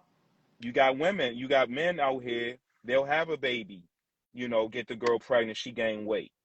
Now she not the same woman as he was dating, so now they looking for something else to complement that, right? I mean, not compliment, excuse me, but to substitute her. Yeah. So I think, I think we pay attention to the wrong things when we think about dating. And I think because of that, this is a nasty number for me to throw out there, but I say probably about 85% of men are not, and women are not prepared to date. In this generation, especially. And I know a lot of times some women think it's lopsided too. Like, oh, I could just be cute with a big butt, or I can be, you know what I mean? Like, physically fit, or I could do things different in the bedroom, so he gonna take me. But listen, let's be real though, right?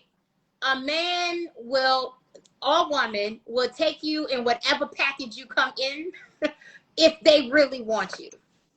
So it really doesn't matter. We can say that both parties should be financially stable, but that might not be the case. But if that person wants you and he rock with you, or she, vice versa, it doesn't matter. What matters is the compatibility. What matters is if you guys have the same vision.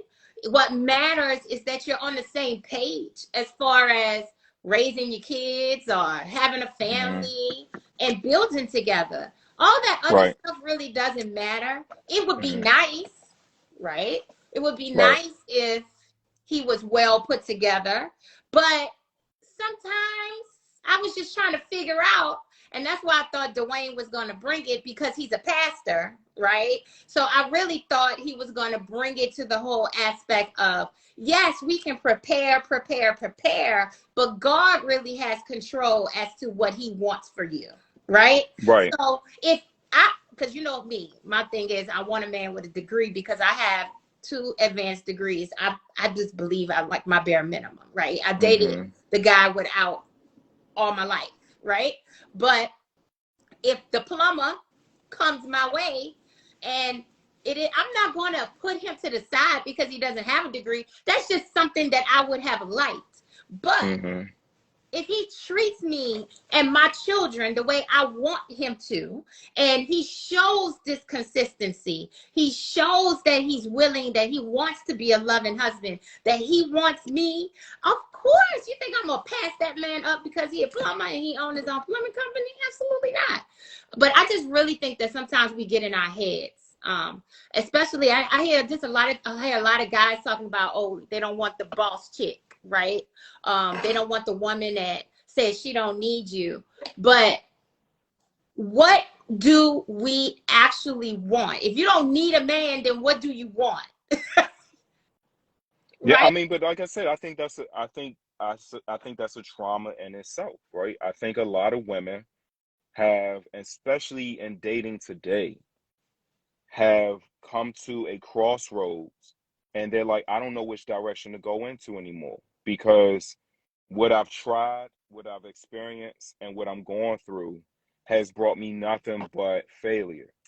Yeah. And it's this idea that even like the I forgot the swiping and Tinder. I don't do that, but even things like that, you get to this point where you see this superficial portion of yourself where you're controlling everything, and that's keeping 100.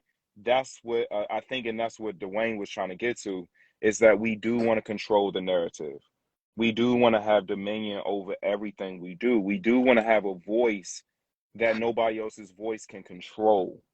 And until you strip that mask off and you show people for who you really are, that's when you'll get that respect, and you'll be able to say, hey, look, like I said, this is what I got. This is who I am. This is what it's going to be, like, and this is the growth I want. I just feel like, and let's be 100, because this probably going to be a little controversial, but it's cool. My grandmother gets upset with me because she's like, you ain't brought a black home woman yet. A black woman? Oh. Right. And that's a big thing. But I told you that too. I know. Uh-huh. But this is what I told, my grandmother, my grandfather. Dating is just not the same no more. We live in a generation where access and accessibility is everywhere. And for me, it's all about the organic connections that I meet. When I meet So people, you haven't had any organic connections with black women? I haven't even been around enough black women to even meet somebody, be like, Okay. yo, let's hang out. Ooh, it's good. That's just me.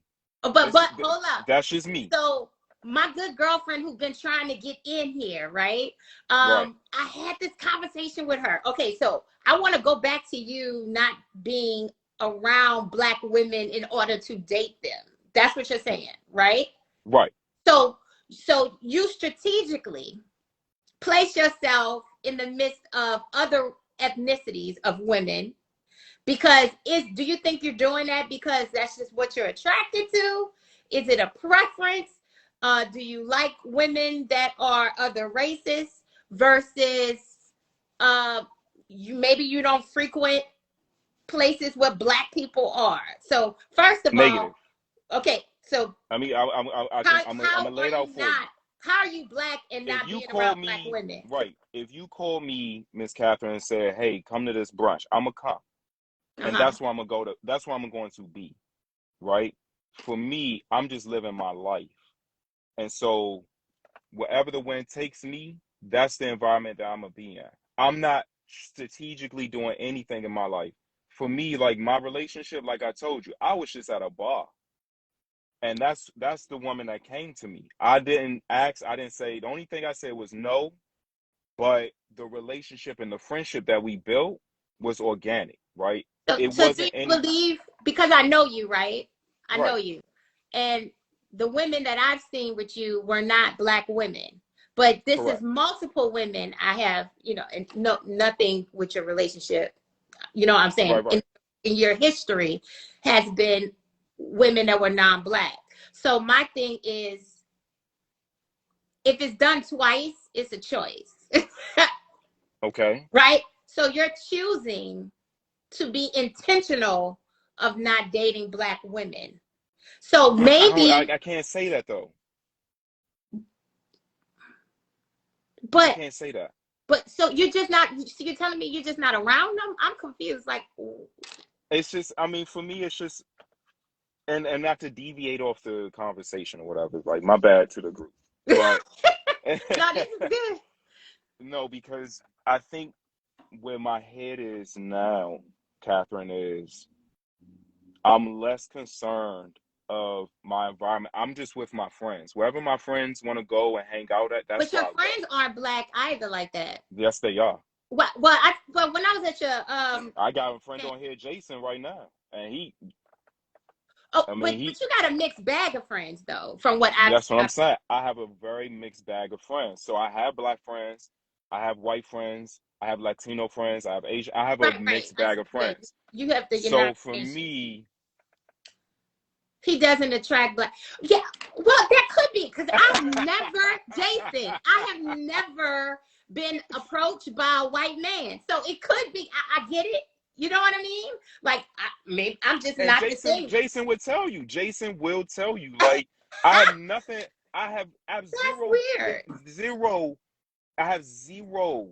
If there was a black woman that met me in the bar and we vibe, trust and believe, I'm gonna take advantage of it. But for me, I just set myself up. The universe is like, yo, this is where you going tonight. If that woman approach you and she's strong on and she head on strong with you, like you said, she applying that pressure.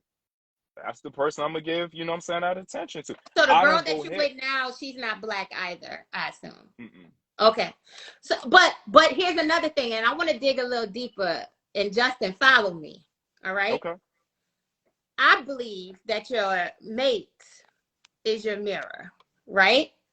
I believe that you operate and you date on your level of self-esteem. Okay. You also date, well, not necessarily, but what I'm saying, but is she white? They said, is she white? The girl. Well, according to, is she Latina? Oh, so she's Hispanic. Okay. All right. But okay, but she's. I know, right? What slavery was in all over the, you know. Okay, but here's my thing. I think I don't attract white men because I have a lot of Pan-African Africanist beliefs. I am strong within my black pride and my historical context of what Europeans have done to African people. So I don't even have white friends, right? So, and coming from the South, the deep South, in my experiences, I've just never gelled with a white person. Now, I do have one white friend. I do have one, right? But I just assumed that how I carry myself, my belief system, my morals, how I think, what I read every day, and who I'm around when I feel comfortable, that contributes to why white men don't look at me. Now, I examine whether or not I see like interracial relationships all the time. And you know what I think? I'm not upset at seeing a black man with a white woman. But normally when I see the white man with the black woman, I always look to try and observe to determine if it's a different kind of black woman. Like, what kind of black woman? Like, if you're rooted in your level of understanding of what happened within your with your ancestors and everything, I always get confused as to why you would want to be. And I know I'm just thinking. I always think like, I would never get with a white man because I had horrible experiences with racism and white people towards me, right? So my thing is, do you really think that you got an underlying issue with black women? And I know your mother, right? But every childhood, every relationship is different. Do you really think that has something to do with the fact that you are not attracting black women? Maybe it's some blockage that you have that's not allowing a black woman to come within your aura. Okay, so I'll put it to you like this. Yeah, I'm gonna put it to you like this. Anybody that I come across, whether I'm interested in them or not, the first thing I always acknowledge is the fact that I'm a Black man. Being Black and my Black history is extremely important to me. In fact, that's probably one of the major conversations I have with my woman today. You know what I'm saying? Like, she knows how pro-Black I am. And I don't think that being pro-Black and embracing your Blackness really is the identity of your relationship. I think that you can be who you are and still hold a relationship solid to whomever, right? That is just a part of your characteristic, your molding. So when I do think about my mom, and I even think about you, you know what I'm saying? Like, I feel like I am representing myself, you know, and always remembering, like, even with my sons, they are Black men. And I'm always going to reflect on them to always remember who they are, no matter what their race is. Now, again, for me, and like I said, Jason will probably understand this, but I've never been the type of person to really go heavy, like chasing women. For me, it was always, you know, we meet as friends, you know, and we get to know each other. But I never put myself in a situation where it's like, nah, I'm not going to talk to you because you're not Black. And maybe that might be a question I do have to ask myself, why not, right? Because I think out of all the women that I've talked to who are Black, I've always enjoyed conversations. I've always enjoyed, but it's just, it never went past that, right? I'm asking myself that question in many different ways. The woman I'm with now, and, you know, even women in before, it will always be, hey, I want more. That's, you know, what you doing this weekend? Or it will be like, yo, you know, I'm free this, you know, you want to go in this gallery, you know, walk. And then, and especially in my pool, like, I got a lot of Black women as friends, right? But none of them are really putting themselves out there, you know, in that nature of like what other races have done for me. I can't speak for that. You know what I'm saying? And it's just true. Got a friend named Rachel. She hits me up 2 days ago. Hey, I'm free in like 2 weeks. You know, if you free, if you got time, I ain't seen you in a long time. Let's go to the gallery. Let's grab lunch and let's catch up, right? And unfortunately, it just wasn't like that with a lot of Black women, you know, and it hasn't been. Even though I have solid conversations and relationships with them all the time. Now, I'll throw this spin on it. I've actually reached out to a lot of Black women before I got into my relationship to hang out. Yo, what you doing this weekend? What you up to? You know what I'm saying? Later on.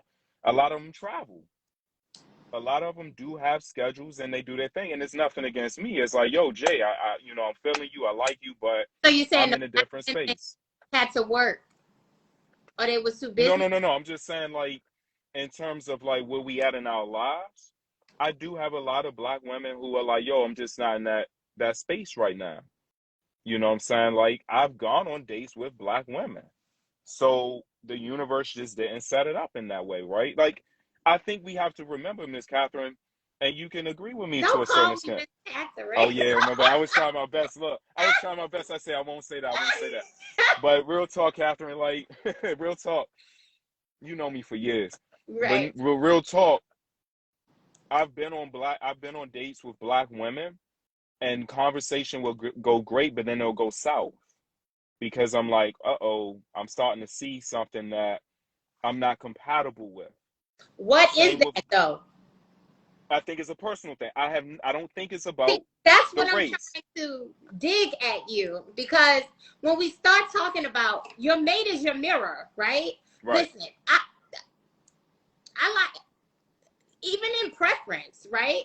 I like dark, tall men, right? And I think that preference comes from my father being a dark, tall man. I thought he was the cutest thing walking, right? But it's something about a Black man that draws me, right? That captures me, right? I even tried, you know, against my will, but my girlfriends made me, right? I went on a date with a white man, and I just felt like I was letting my ancestors down the whole time. But I went on that date, and we had no compatibility. And I think I was more in my head than I was. You know, he started, and he would say things, and it was offensive to me, right? And I know I might have been on edge, but my thing is I'm drawn to black men, right? It's something like I know the context of a black man. Like I know his strength. I know what it is. But I'm trying to get at for you not to be this tall, dark, handsome, successful black brother, for you not to get the black women falling at your feet. I'm confused because Ask I Jason. know you. Jason would know. If I I went was into. if I was 10 years younger, you wouldn't be on the market. 15. Jason knows. But my So thing this is, is real talk. I don't know. And the reason why I'm putting Jason out there, he's known me for years, but we work together. He's right. It literally was something organic. Like I tell you a funny story. And Jason, I don't want to do that. I don't want to subscribe to that. I don't want to think. I know Jason knows you. Y'all know each other. But yeah. I want to say that it's something else. It's just like an artery is blocked somewhere. I mean, you got some okay, blockage. Okay, so yeah, Tiana, he's a nice looking guy. Police officer, college educated, tall. He old. What you what? 6'4", 6'2", 6'3". 6'3". Yeah, I don't know why the black women, but you know what? My other partner who's short though, successful guy, he said black chicks don't like him neither, and he always married white girls. And the thing is, I'm gonna vibe with you real quick. I struggle now. But you Really didn't go to seeing HBCU, myself, and neither did he. But next, keep going. I'm sorry. but I struggle now talking to white women, and I don't see myself ever really being with a white woman now. That's a struggle for me. Wait, you struggle with the white women? You said? Mm-hmm. I think after what I experienced after George Floyd was murdered and being out there on the street, I think that intensified and brought me back to a lot of stuff that I was traumatized by. So I can vibe with you on that, because even my son's mom, me and her got into it bad because she just didn't know. Even my son's mom, she just didn't know, and I just had to get her to understand, like, as a black man, you gotta understand, it's like,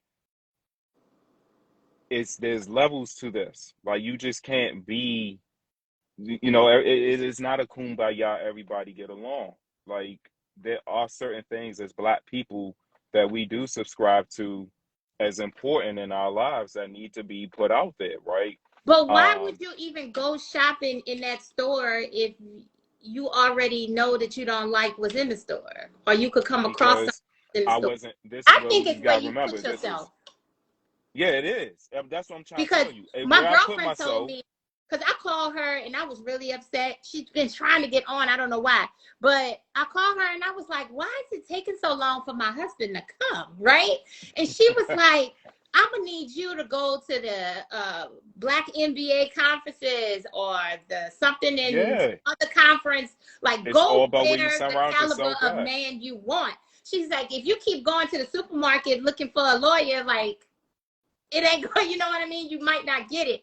But I say all that to say with you, she told me I need to strategically place myself where, or what caliber of a man I want, right?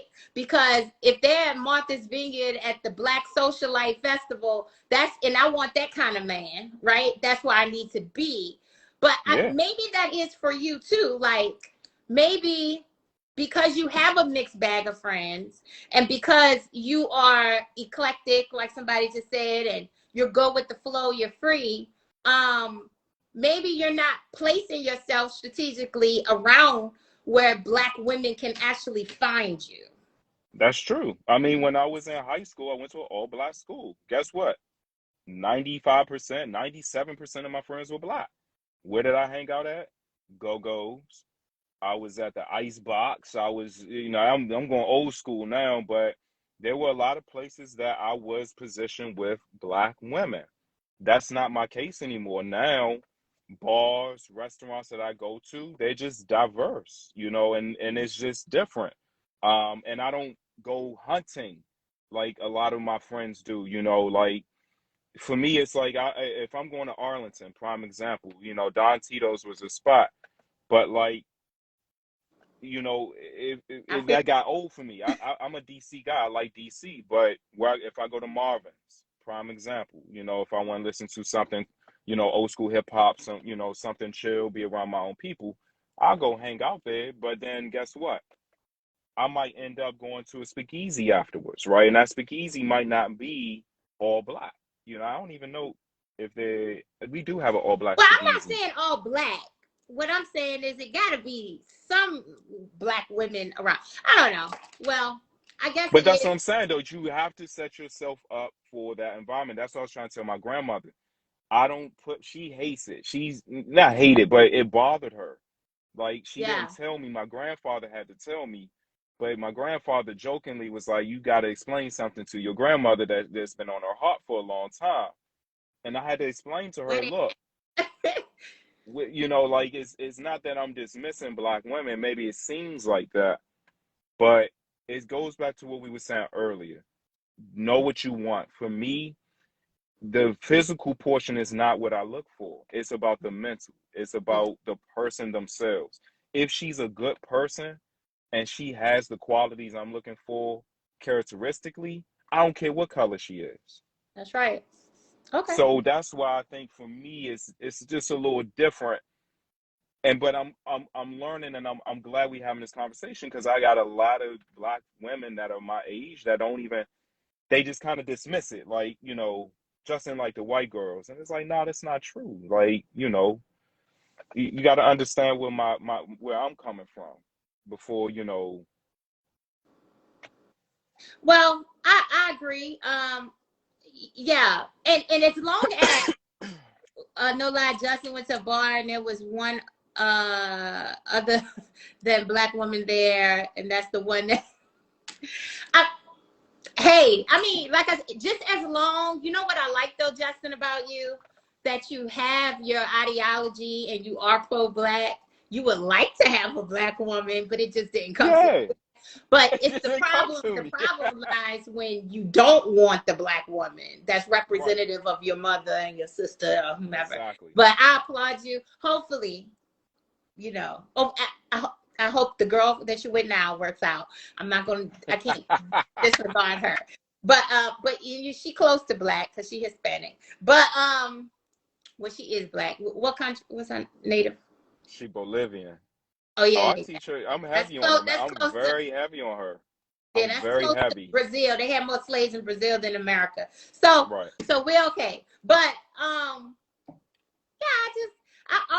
I just thought you like what you like. You know what I mean? I never thought that you discounted black women. I just thought you just like what you like. And I think it's okay to like what you like. Yeah, but I think you said it right, and I think you said it best. My story is unique to me, but I do think that there's a complexity with other black men Yeah. that has that artery blockage.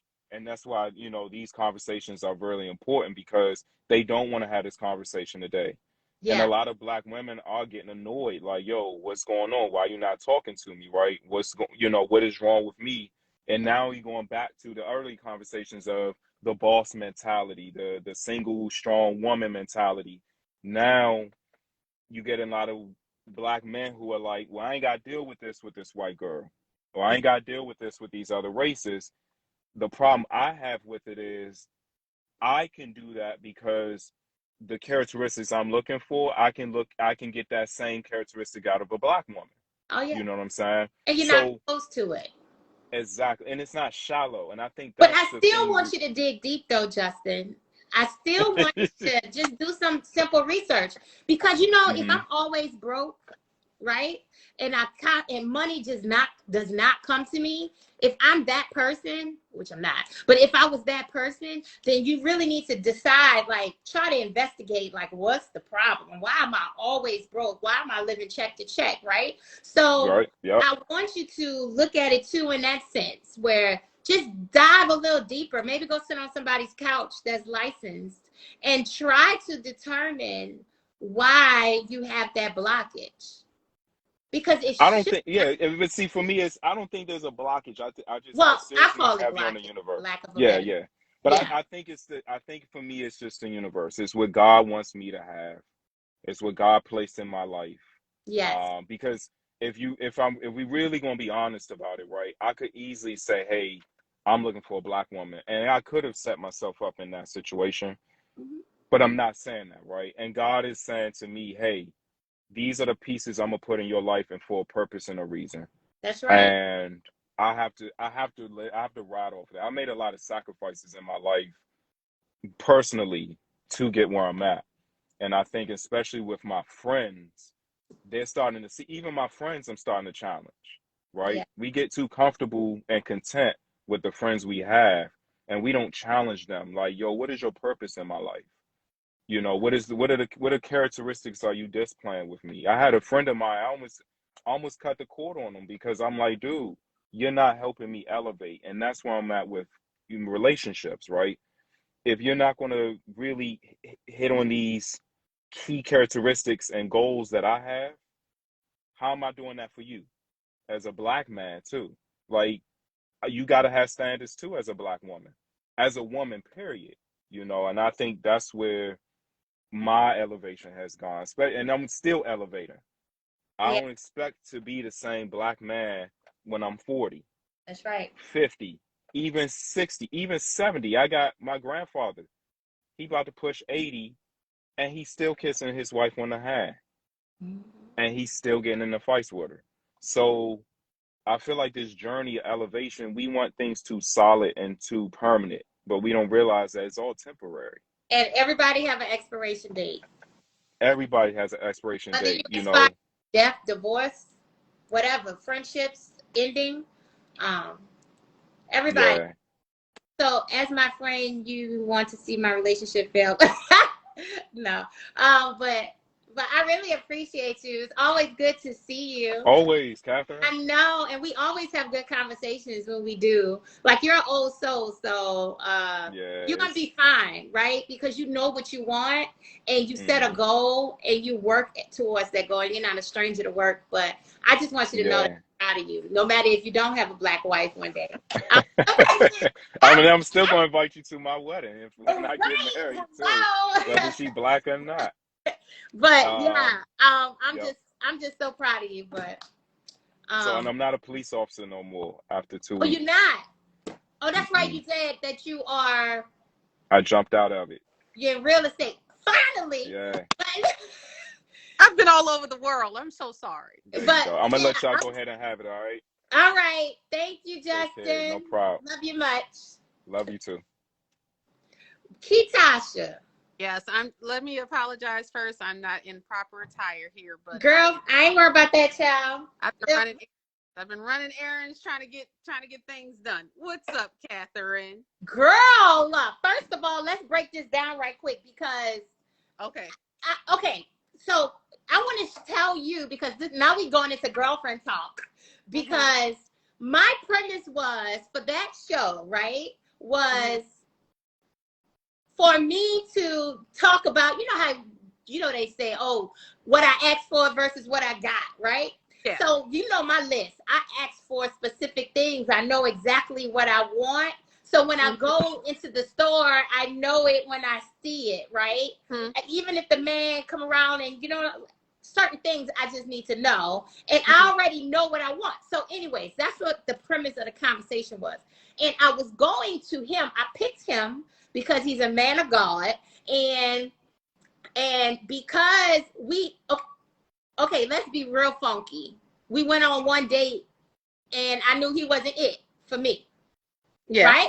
Nice guy, but he was too young and some other stuff wasn't together. Nothing, no shade on him at all, right? Yeah. I just want a man 40 and over and he just didn't meet my standard for that. Nice guy, right? I just don't, you know what I mean? So he told me that he never had a relationship that was sustainable, right? So I think he's about 35 or 32, 33. I don't know, something like that. Between 32 and 35. So anyways, I'm not saying that anything is wrong because he's a good guy. But he speaks very good on certain subjects. So here's what I want people to understand though. Stop getting advice from people who have never been where you're trying to go. Amen. Right?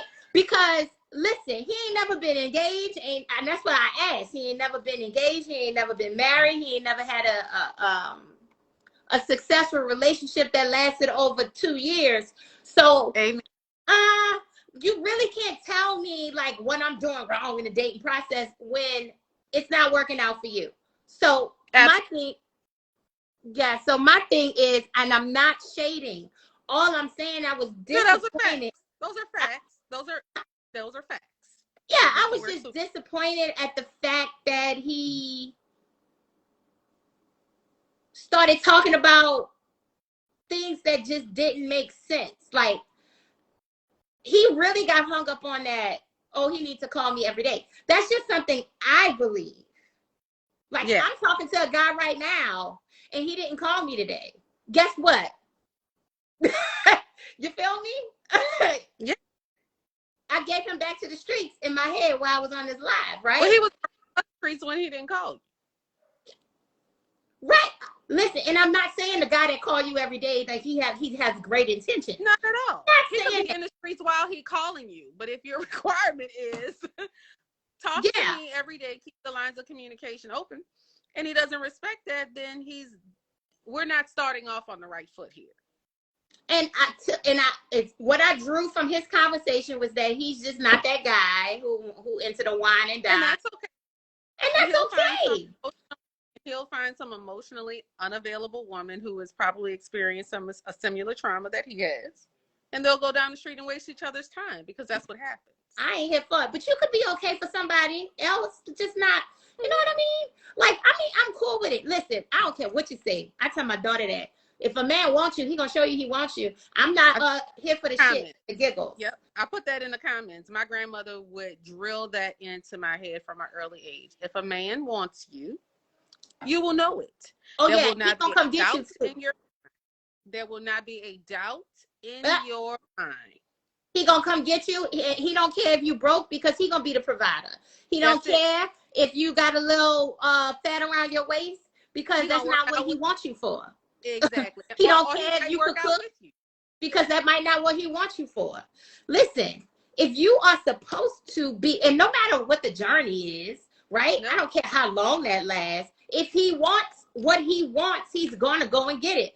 But if he don't have the resources to go and get it, then he gonna make excuses as to why he can't get it. Do you understand me? So people will do two things. Either they don't want to do it or they can't do it. That's it. That's it. So I know everybody can't ride this bus of Catherine, right? So my thing is, I hate it when men try and camouflage what they can't do, because me and him had thorough conversations of what he couldn't do, right? We sat in a car and he specifically told me, because actually he asked me what I'm looking for in a man. And I told him. And he said, well, I don't have this, and this, what you just said. But, and I was like, it ain't no but. Because like my good friend Tiana said, my needs are non-negotiable. Right? Well, and you've earned that right? What we have to remember as women is that you've been through your situation, and so you are clear on what you're willing to deal with and what you're not willing to deal with. And that can happen while you're in a relationship, that can happen while you're out of a relationship, that can happen during a relationship, that can happen during a marriage, that can happen during a breakup. All we know is maturity is key in this point, right? It's the overarching theme, maturity. And so when you become mature and you learn what you want and what you don't want, then that becomes your guide. And when you're deeply rooted in that, that means that you are a healed person who's super clear on who they are and where they're going. That's right. So anybody who comes into your world who is not super clear on knowing who they are and where they're going is not in alignment with your spirit. And I would encourage you to exit stage left, because if not, you're going to be wasting your time. And that's for romantic relationships, That's for personal relationships. That's for family Business. dynamics. It's in everything that you do, because what happens is you're frustrated, and we've all experienced it. We've all made that mistake, including self. So no judgment. But you find yourself in a place where you feel like you can't get that time back. Yeah. And then you go, but I know better, because I'm mature enough to know better. I've made this mistake. So we're not doing this again because we don't like the way this feels. And that's when you have that self-awareness and you're paying attention to what you're feeling from the inside. So super fair. Super fair. Yeah. Super fair. Yeah. I was like, and then did you see the flip though? And here's where I want ladies to be very attentive, because and I always tell this to my daughter, Maya, right? My oldest. And you know, Maya. And I always tell her, I say, pay attention to what people become passionate about. For sure. Because when they become passionate, when their voice elevates, when they become the energy shifts, and pay attention to what that one thing was, right? He said, I don't have time to talk to you every day. And I'm not talking to you priority. every day. So that is something that he's passionate about. And if that is not what you align with, then exit stage left, right? And it's okay for him to feel that way. He can feel however he needs to feel. But he was too fussy for me. the other part for me was that he said it with such conviction. And so what he wanted, say his mate or whoever he's dating right now, to accept that from him. But see, that's not how that works. Yeah. And so because you are super firm where you are, yeah, and that is not in alignment with who I am, I'm not missing out on nothing with you, because we can't get down the street together. Yeah. Ladies, we got to be willing to lose to win. Every day. Say it again for him. Lose to win. Lose to win. Huh. I'm going to say it one more time. Lose to win. Yeah. Because men are they're only about that action. So you could talk about it all day long, but if you ain't about it, yeah, you're going to get what you're going to get. And typically we get played, and then we all in our feelings. But you saw it before it happened. You definitely was intuition, the gift that God gave us. Yeah, right. Saw it before it happened. Yeah, you saw it before it happened. About it because we were taught. We were taught, overarching theme, this toxic, I don't know what to call it, acceptance of a man gonna be a man and let a man be a man. Because as long as you got a man, that makes you a woman, and that ain't true. Yeah. You know, I think compliment you, not complete you. You are supposed to be whole going into your next relationship if you're going into another relationship. Amen. And if you're not, I suggest you figure that out. Because I didn't meet my husband until after 3 years of therapy. So then when the shit got rough, I was able to deal with it because I had a basis. And I had some self-awareness. And we could work through it. See, that's what whole human beings do. That's when you're healed. That's right. But when you're not healed, you say shit like, I ain't got time to call you every day. Call me every day. Then it's a priority. I have never priority than what we're talking about. I have never met a man that didn't want to call me every day if he was into me. If he was into me. Let me be clear. So let me be clear. I'm 12 years of marriage, and this week me and my husband didn't talk one day. But guess what? I'm working on a very large project. He was out of town, traveling for work, waiting for me to get to him for work, which I wound up not doing because I was working on a very large project.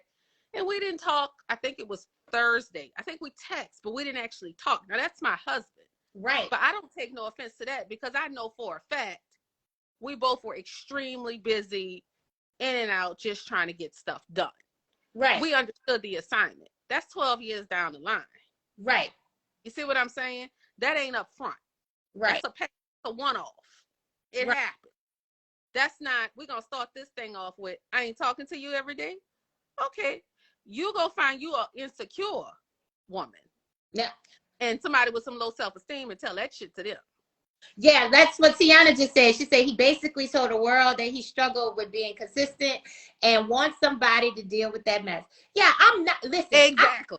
when he started getting elevated, and I was like, oh, and then he's flipped it, and I was like, oh no, like, oh, okay. Honey, but which is cool, honey. right? Because I understand, like, I accommodate But we people need to so see much. that. Yeah. No, you I'm need a special educator at heart that I already knew what it was.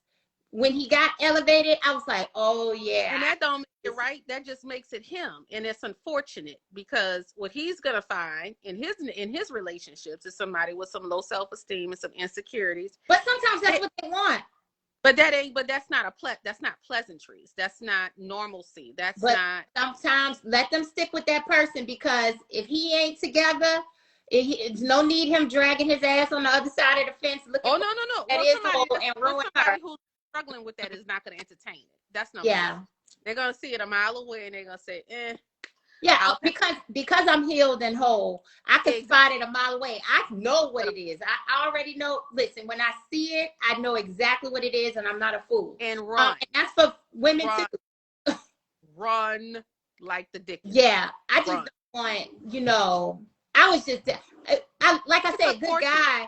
I was just disappointed at the fact that, it turned lack of maturity too, Kat. That's a lack of maturity too. And so I often say, I think I said that to you, do not date another man under 40. Remember I told it to you? Yeah, you told me that. You said don't date another man under 40, and it would be better for me to date the divorcee too, because if he's divorced and he wants to get married again, he know what he did wrong, then that will be a good and there's some self-awareness there. See, that's the key. Yeah, everybody makes mistakes, but if you're willing to learn, grow, correct, adjust, that's what you're looking for.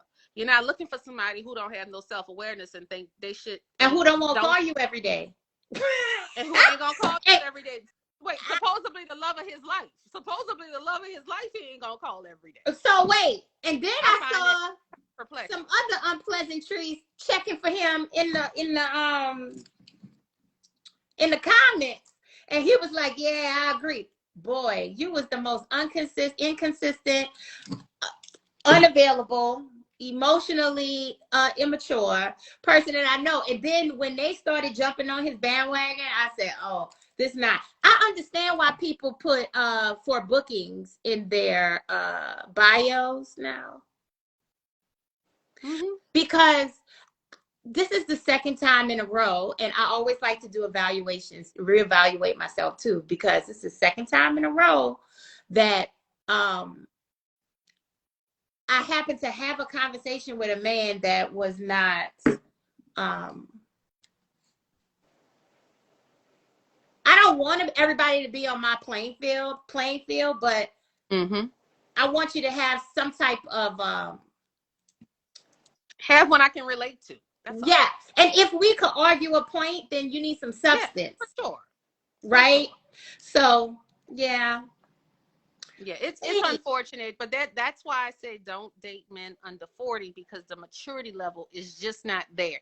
And it's not. I'm not gonna say that for everybody. No. Well, I'm not, but for the guys that are under 40. My cousin married a man younger than her. First of all, she's drop dead gorgeous. I call her Benjamin Button. She's aging backwards. The genetics is off the chain. But her husband is like 12 years younger than her. He is the sweetest, hardworking, calming. I love him. So much so that I call him before I call her for family business. Because he answers his phone. She can never find hers, right? So he is absolutely amazing to her, and she is so much better because of him. And they are building an amazing life together, and I've never seen anything so in such alignment in a long time. So I know that it's possible. And she didn't get married till she was 48. I know that it's possible. But just be cautious. So he was one in a million, right? My entire family, we just adore him. But I want a man with a retirement plan and deferred compensation and stuff like that. But I don't think a 35-year-old gonna have all of what I need. But they're not. They're not. They're not gonna have multiple retirement accounts. I need No. that's why I'm not afraid to talk to a man at 50 or pushing 55. Well, 50, okay. let me tell you, 50 He just is can't act old, you know what I mean? So, I mean, I don't know, Ketasha. 40-year-old. You got 50-year-old women out here giving these 22-year-olds a run for their money. Let me just tell you.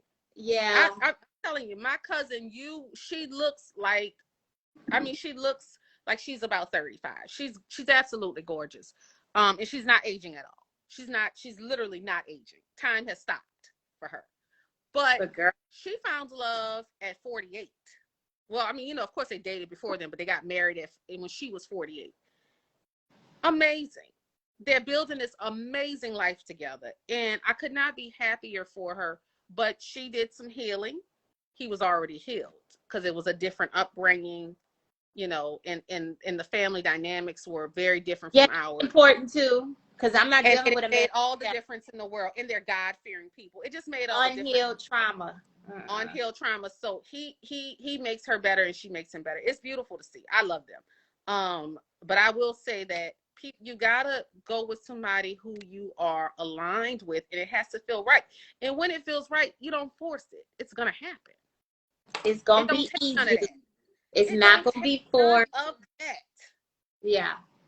Yeah. It's simply. I was just disappointed. I was like, oh, dang. But now you know what? It just goes to show you that, sometimes as women, we tend to see something and we think something is all put together.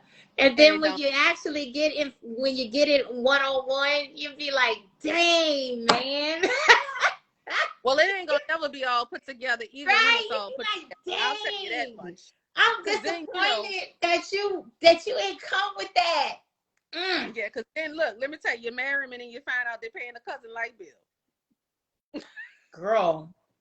Oh, and they paying for this one, and the whole family is feeding. No, you find that kind of stuff out. So it don't Stylist really favor. Yeah. We was on the same page, and it was another young lady that was on some goddess. But I was like, dang. Yeah, they always will. You're right. They're always will reveal themselves. But we just looking for that 80-20. That's all we looking for. Or even say we could get at this point, if we can get to 75-25, we could handle the rest. If it's right, Tiana. I'm on teeth, right? Yes. So for me, my husband, when I met him, he had braces. Well, that was the alignment right there. Because any man in his 40s who's wearing braces, I already got a crush on you. Yeah, right. I thought I was. That is so much. Tiana said, so much. Leave the little space. Oh, and let people reveal themselves. Yes, they always will. Yeah, they always will. But not saying that we just had different perspectives. Like I said, and I don't want. For sure. And I don't want to. I'm not bashing them. All I'm saying is, not at all. He is good in his area. He's a youth pastor, pastor now. I don't know. Got to learn. He's great with the word, right? But relationships, maybe not so much. And every pastor is different. Like some pastors are good in like preaching about relationship building and childhood experiences. Just like counselors, like you're just not a counselor for everything. You're a school counselor. You're child psychologist. You're a marital counselor. So I really think that was partially my fault too, because I kind of thought that his pastoral experience would have led the conversation in a different direction. So that's all. But it's okay. Yeah, they're human too. He's human too. So. Yeah, he's human too, and you know how it goes. Yeah, but let's talk about your other guy friend, little 𝑾𝒉𝒂𝒕 that was just on. Yeah. So he's Maya's bestie brother. I watched him grow up. Cute as a button. Yeah, really good guy. I hate that is going in the direction that it's going in, because he appears to be a great catch. Yeah, but ever since I've known, like he have like 2 kids, I think now at this point, but they both one white woman and one other woman. We had an argument one time. Well, not argument, but we talked about, it's debatable whether she was white. She's from Austria. She's European, right? So white is white. But Yeah, I think that, he's a good guy. He appears to be. I just think that it's some It's blockage. unfortunate that he hasn't had proper representation that would make Yeah, him. because he didn't go to HBCU.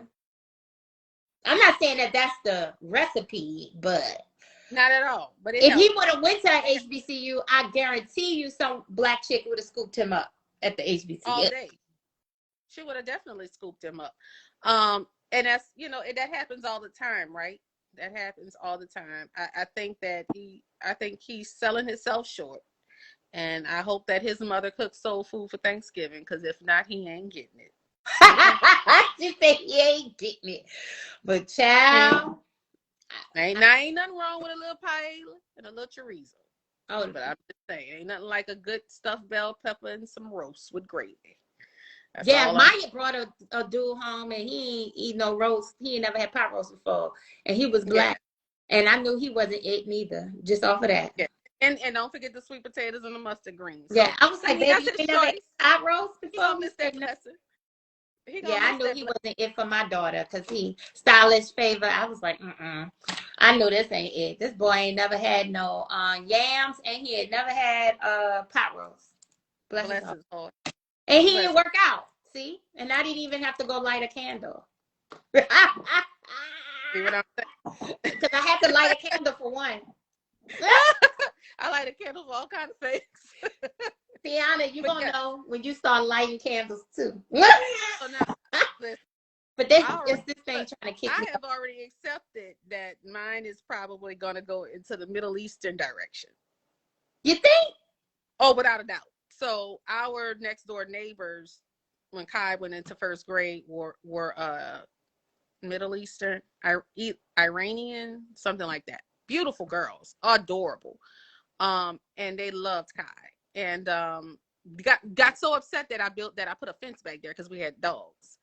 But our families became intertwined, and believe it or not, their community, they embraced us more than anybody else in the neighborhood. So we had a really good relationship, and that was Kai's kind of first real interaction with girls. And since then, that's all that's attractive. When I see him out at parties and stuff, or see him talking to girls, it's typically a Middle Eastern girl, and she's typically with coal black hair and olive skin tone. So he likes them dark. Yeah, well, dark with hair like yours. Well, I'm here for it. Whatever, but Kai don't do no wrong, so whatever he want, he got it. Hey, Colin. He's still for his people now. He's still for his people. But I just feel like that's what's probably the direction we're gonna go into. So I get it. Of course, I hope it's a sister like his mama, but I think I holler too much, and I don't think he for it. Well, no, that might not be it. But we're going to work on him. Look, we're going to work on it. But you will be pleased, he did apply for Tennessee State and North Carolina A&T this week. Yep. Then I'm all for the HBCUs. I'm HBCU. So now we gotta figure out where we're gonna find your significant other. Let's talk about places to find. Look, Layla like, she just walked in. She was gone. She like, significant other. I can't have no husband, but her daddy can have whatever he wants. I know, right? Now we gotta get on this. You heard how she said, because he a male. You're a woman. Oh, me and Jesse gotta approve of your man. If we don't approve, he out of the streets. He for the streets. So what we gotta find is we gotta start doing these you gotta get on these conferences. The ones that align with the work that you do, so that you can find other men who are in alignment with your career, right? Yes, ma'am. Right. Yes, you gotta start. You Shaka, don't be laughing. Several for you, ladies. I got several for you. I see these guys all the time. I'm telling y'all, the men are there. Black men are there. I'm here for it. I'm gonna take your advice, Sister Soldier, because you, I know how you got yours. Okay, so National Sales Network, aka NSN, amazing conference. Lots of eligible Afrotech. Hey, Marquitos. Hey, Liz. Yep. I'm here for it. Look, Black MBA. Black MBA. It might Black be hit or miss, MBA. but we give it a try. We give it a try. Yeah. And what else? We're going to go to some other places too. We got to do like Newport Jazz Fest. You got to do, you know, those good festivals are really good too. You got to do, there's one, the Blue Note Jazz Festival in Sonoma, California. The Jazz That's Festival? a really good one. I don't like no dudes from. Yes. But okay, listen, I've got to wait till Q get off again, off the line. You're thinking about this different. Let me tell you why. It's not about you don't like guys who like jazz, because that's not that's not. Oh no! I didn't say that. I was about to say something else. Okay. Oh, I thought you were saying like Jazz Festival New Orleans. No. Blue Note Jazz Fest. And nothing against you. Can we talk about New Orleans for a second? No, I don't want to go down the rabbit hole. I love my city, but I have not. Okay, no, I'm not even gonna talk about it. Okay, so I'm talking about Blue Note Jazz Fest. I'm talking about the one somewhere else. Gotcha. Yes. I'm talking about TLC, football games if you like them, but if you don't like them, that's fine. Basketball games.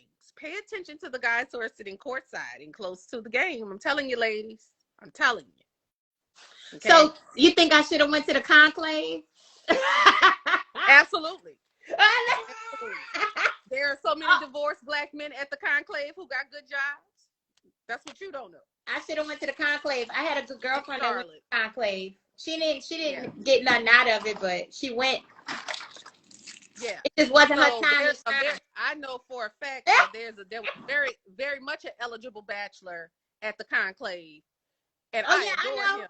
You know, I was raised by Omega, so I'm okay with it. But I'm married to and you're married to one. I'm married to one, but there was one particular. It's one of my husband's friends, and I just adore him. And he's looking for love. He's looking for love, and he's eligible. And I do mean really eligible. How old is he? He is 58, but he's gorgeous. He got little kids? Nope, grown. Oh, okay. But let me tell you, the entire family is gorgeous. The mama and the daddy are still beautiful in their 80s. Like they just beautiful people. Why Layla looking at me because I'm asking you questions? She like, no. Mm-hmm. 58. He's into real estate. And he's into real estate. Good guy. Really Layla said he's too old for me. That's a little bit too late. You're not having no more kids. I'm not having no more kids. I could. So what are we talking about? I could have a couple more babies. Don't even. But do you really want to? No. Exactly. No. See, listen, you want to get one that's about 54, 55. I mean, he's a little bit on the older side, but 54, 55. 55 is kind of that works out. Teeth are beautiful. You know, I ain't going to give you nothing raggedy. Look, Lenny said the age is I know you better learn. Cause see them 50 plus years. I'm talking about 55 is 15 years. Let me tell you something about them 50 plus years. They done made all the mistakes. They come home at night. They go to work every day. They got all the accounts you looking for. They ain't with the bullshit. Look, they ain't with the bullshit. And they're about their business. And they gonna call you every day. So you talking about... I never had a man that didn't call me every day. I was confused on that one. Listen, you talking about age, I'm telling you what works. You can't put limits because it's all about how they treat you. You ain't gonna get the same chaos you gonna get with that 34-year-old or 38-year-old that you're gonna get with a 55-year-old. Because they don't have that chaos. They ain't got that. Yeah, Lena's like older men too. She said the age. I always have. She like older men. At 28. I learned at 28 that I wasn't dating anything under 40. I meant that. Yeah. I knew it at 28. I knew it I don't even think she'd get on the bus if it's not 50 plus. Oh, that rhyme.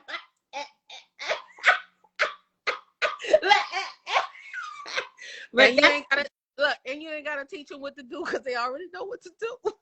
Yeah, but finally, God is listen. Try something. If she said yes, I want a man. That's it. Yeah, listen. I'm saying like gray. I need to see some gray hairs because, and that's another thing. I'm a real picky girl. So a dude comes sit at the table. He talk. I don't see no gray hair. Something wrong. But anyways, 50. You know because listen, I'm 43. I am looking to retire in about 10 years or less. And exactly. Whoever my husband, like the good Tiana says, my husband is gonna be part of my retirement plan. So hello, I need him to be fit because if he retired before I do, or he already retired, it's great. It's great. He can do all the things you need him to do. He's not stressed out over no job. Listen, my husband already know in probably the next. Thank you, finally, Goddess. That it will probably be working for me in some capacity. Not that he doesn't have more than me, because he does have way more than me, ladies. But he will be working for me or with me in some capacity when he decides to retire. Yeah. Because he's not lazy, first of all, so he ain't sitting home. That's number one. And number two, he's gonna want to keep going with something, right? So that's already understood. See, y'all need to learn. Y'all need a man who will either build you up and let you fly, because he understands that it benefits the both of us. Come on. And listen, a man that's 50 plus or 45 plus that got all what we talking about, he ain't checking for your pockets, ladies. He definitely not. And let me also say this, and he don't care if you're getting a discount. Let me tell you something. We went into the Firestone one day, and I told Tony, I said, hey, scoop me up, because I don't want to sit at the Firestone while they changing the tires. He said, okay. I said, but when you come in here, just beat the horn, because I got this under control. I got a discount. Guess what he did? Beat the horn, because he understood the assignment. It wasn't about him coming in there and this is my wife and all. It was about, did we get the discount? Oh, cool. And it was about, I heard this chick I know at my job. She told me, she said she met this dude. He was like 15 years older than her. And she was always dealing with knuckleheads, and she was in a bad situation when she met him, right? She was about to get evicted, and she was going through something financially, and her car got repossessed or whatever, right? She was like in these dire straits. She just happened to meet this guy, girl, and he was like 15 years older, and they were dating, and he struck interest in her despite, you know, her telling him that she was going through a rough patch. And he found out she ain't had no car because she was Ubering to work back and forth. And baby, guess what he did in the dating process? Guess what he did? He went and bought her a car, a used one, but he bought her a car because he solved the problem. He saw what he wanted, and he knew that she was good for him, baby. He went and bought her a car, and they married till this day. And she didn't marry him because he bought her a car. She married him because he solved the problem. Listen, a man that's a provider, he solved the problem. Provider man, he ain't worried about that. He ain't worried about what she bringing to the table. And not at all. All that. Listen. Guess what? I was in the process of buying a home, a beautiful home. My home. I'm getting ready to sell her. I was in the process of buying a home when I met my husband. He sold his house, which was nicer than my house, and moved into my house, and then built me another house the next year. We could have stayed in that house. I was fine with it. But yeah, child. 2 houses in 2 years. But that's what I'm saying. And y'all able to build a vision and come together and become one and grow together. Not saying y'all not gonna have no hiccups, but just be willing. And guess what? I met him. When I met him, he had a girlfriend and I had a boyfriend. It wasn't love at first sight. It just was, we kept each other out and all that kind of thing. But I wasn't looking for any of that. When his job took him in another area, I said, hey, we can get an apartment. We have a home. It's not like we don't own something. You know, you have yours, I have mine. We can figure this out. He was like, no, we'll build another house. Right. Oh, okay. And that was it.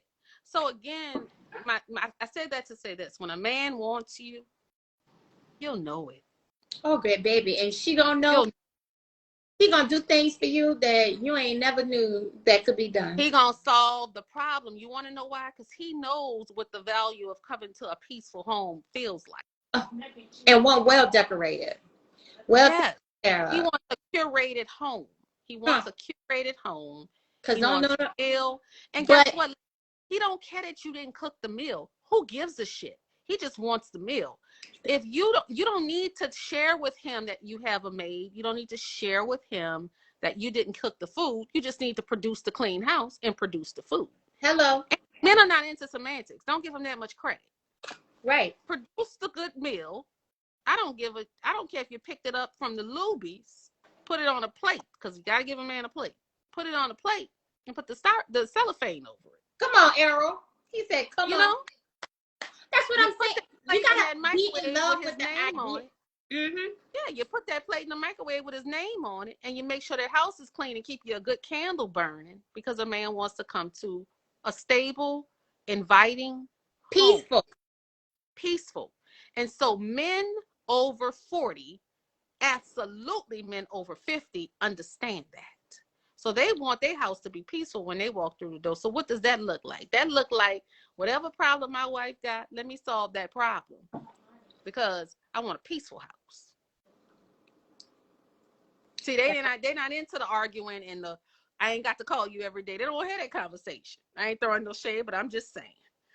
They don't want to have that conversation. He's gonna think differently 5 years down the road. When he becomes 40, if he's 35, he's gonna have a totally different outlook. What I thought when I had Layla at 33 is totally different from who I am now. And the growth that you see is what's important. And it's not about who left and why it didn't work out and why it didn't last this long. What it is about is, are you growing? And I anticipate, right, the greatness that I'm going to receive, because I know what I'm doing to receive it. I anticipate that you're making room for. I make room for this great man that's going to come my way. But my thing is, I know what to do to keep him too once I get it. So it's not like, oh yeah, I want the Ferrari, but once I get it, I don't know how to maintain it. But that's it. When we start talking about becoming a woman that will be an asset to another person, that's it. That's what I'm talking about. Because that's it. Listen, a man that understands value, a man that shops at Marshall's all the time, or at Family Dollar, or at Walmart, he don't understand what value is. He don't understand why people go to Neiman Marcus. He don't understand why people at Saks Fifth Avenue, because he can't afford to go to those places, and he never been in those places. He never experienced shopping and getting champagne at the same time, right? So I don't expect for him to understand what I need, because I have experienced something that he has not. So when we start talking about aligning yourself with people who are equally yoked, and equally yoked don't have to be finances, it could be spiritual, right? It can be many different facets. Yep. But what I need people to understand is that it cannot. I have dumbed myself down too many times for a man, all right? And it didn't work out. So sit in your greatness, ladies, and wait for that man to come. He gonna come once you are doing what you are supposed to do. I anticipate my husband like my direct deposit every 2 weeks. Make room for what you want.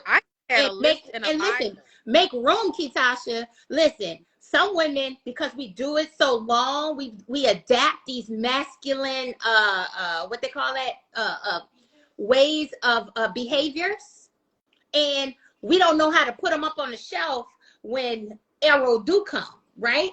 So that becomes a problem, and we stay repellent on ourselves, because we run them away, because you want to be out there taking the trash out. Let's listen and cut up to role. And society is so jacked up with, oh, boys are going in the girls' bathroom and girls going to turn into. Listen, roles have to take place in order to have a civilization or something to work. And I understand the role. Exactly right. You're exactly right. I say another. And don't bend. Thing. Yeah, don't bend. Don't sway. Listen. And once you elevate, You move in different circles with people who think differently. I cannot talk to my ex no more because he's an ex, because our vibrations were off, right? And we're not on the same page anymore. So that happened for a reason. People need to understand that they just need to sit and wait for that greatness to come. Stop being like desperate. Don't pay for no man. Don't go putting him in no house. Don't go doing all these things that you don't want to do because you're doing it out of desperation. You got to be patient. You got to be, and you have to let God do what he do. If you trust him, let him do it for you. Put yourself in position, make the room, and watch him work, and trust in him, and watch him work.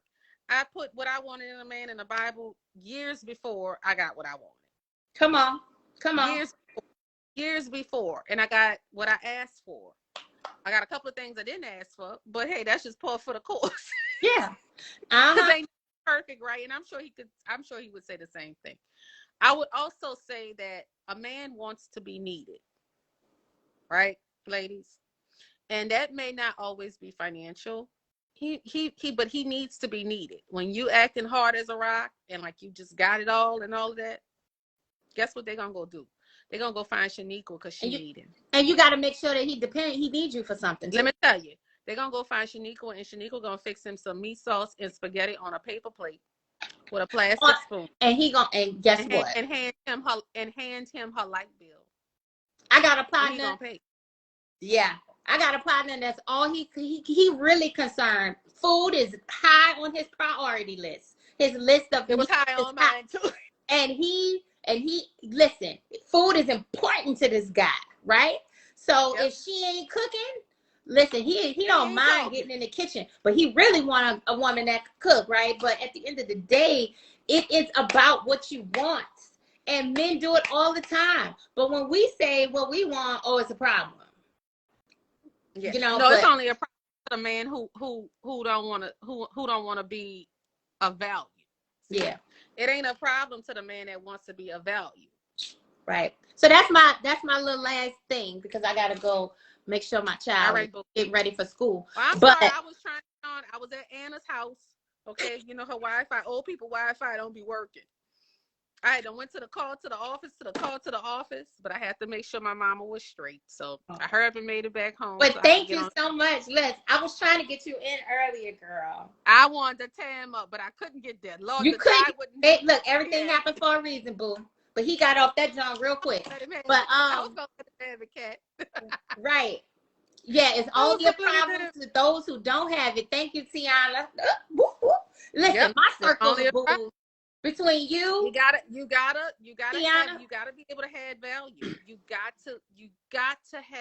You cannot let anybody in your life that doesn't add value. That does not. That's across the board. Listen, and look, before we leave, I know, thank you finally, God, that you one of the good girlfriends now too.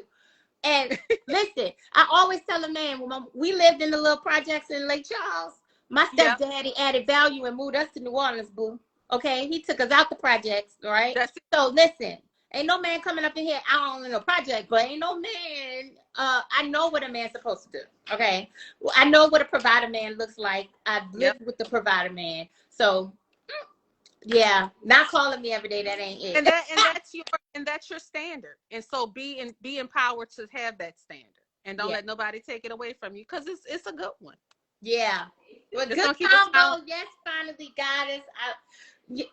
I just appreciate y'all. Now you caught me. Now see, normally by Wednesday I straighten my hair. I wear it natural from Sunday to Tuesday. So I need you to do these talks later in the week so my hair could look like something. Yes, ma'am. Well, the next one we gotta plan it out. I do office work Monday and Tuesday, so I keep the hair natural on Monday and Tuesday. You look beautiful, honey. No makeup, looking toe up at FedEx and all that kind of stuff. But I got here. I'm encouraged. I want all of you ladies to be encouraged. Catherine is amazing.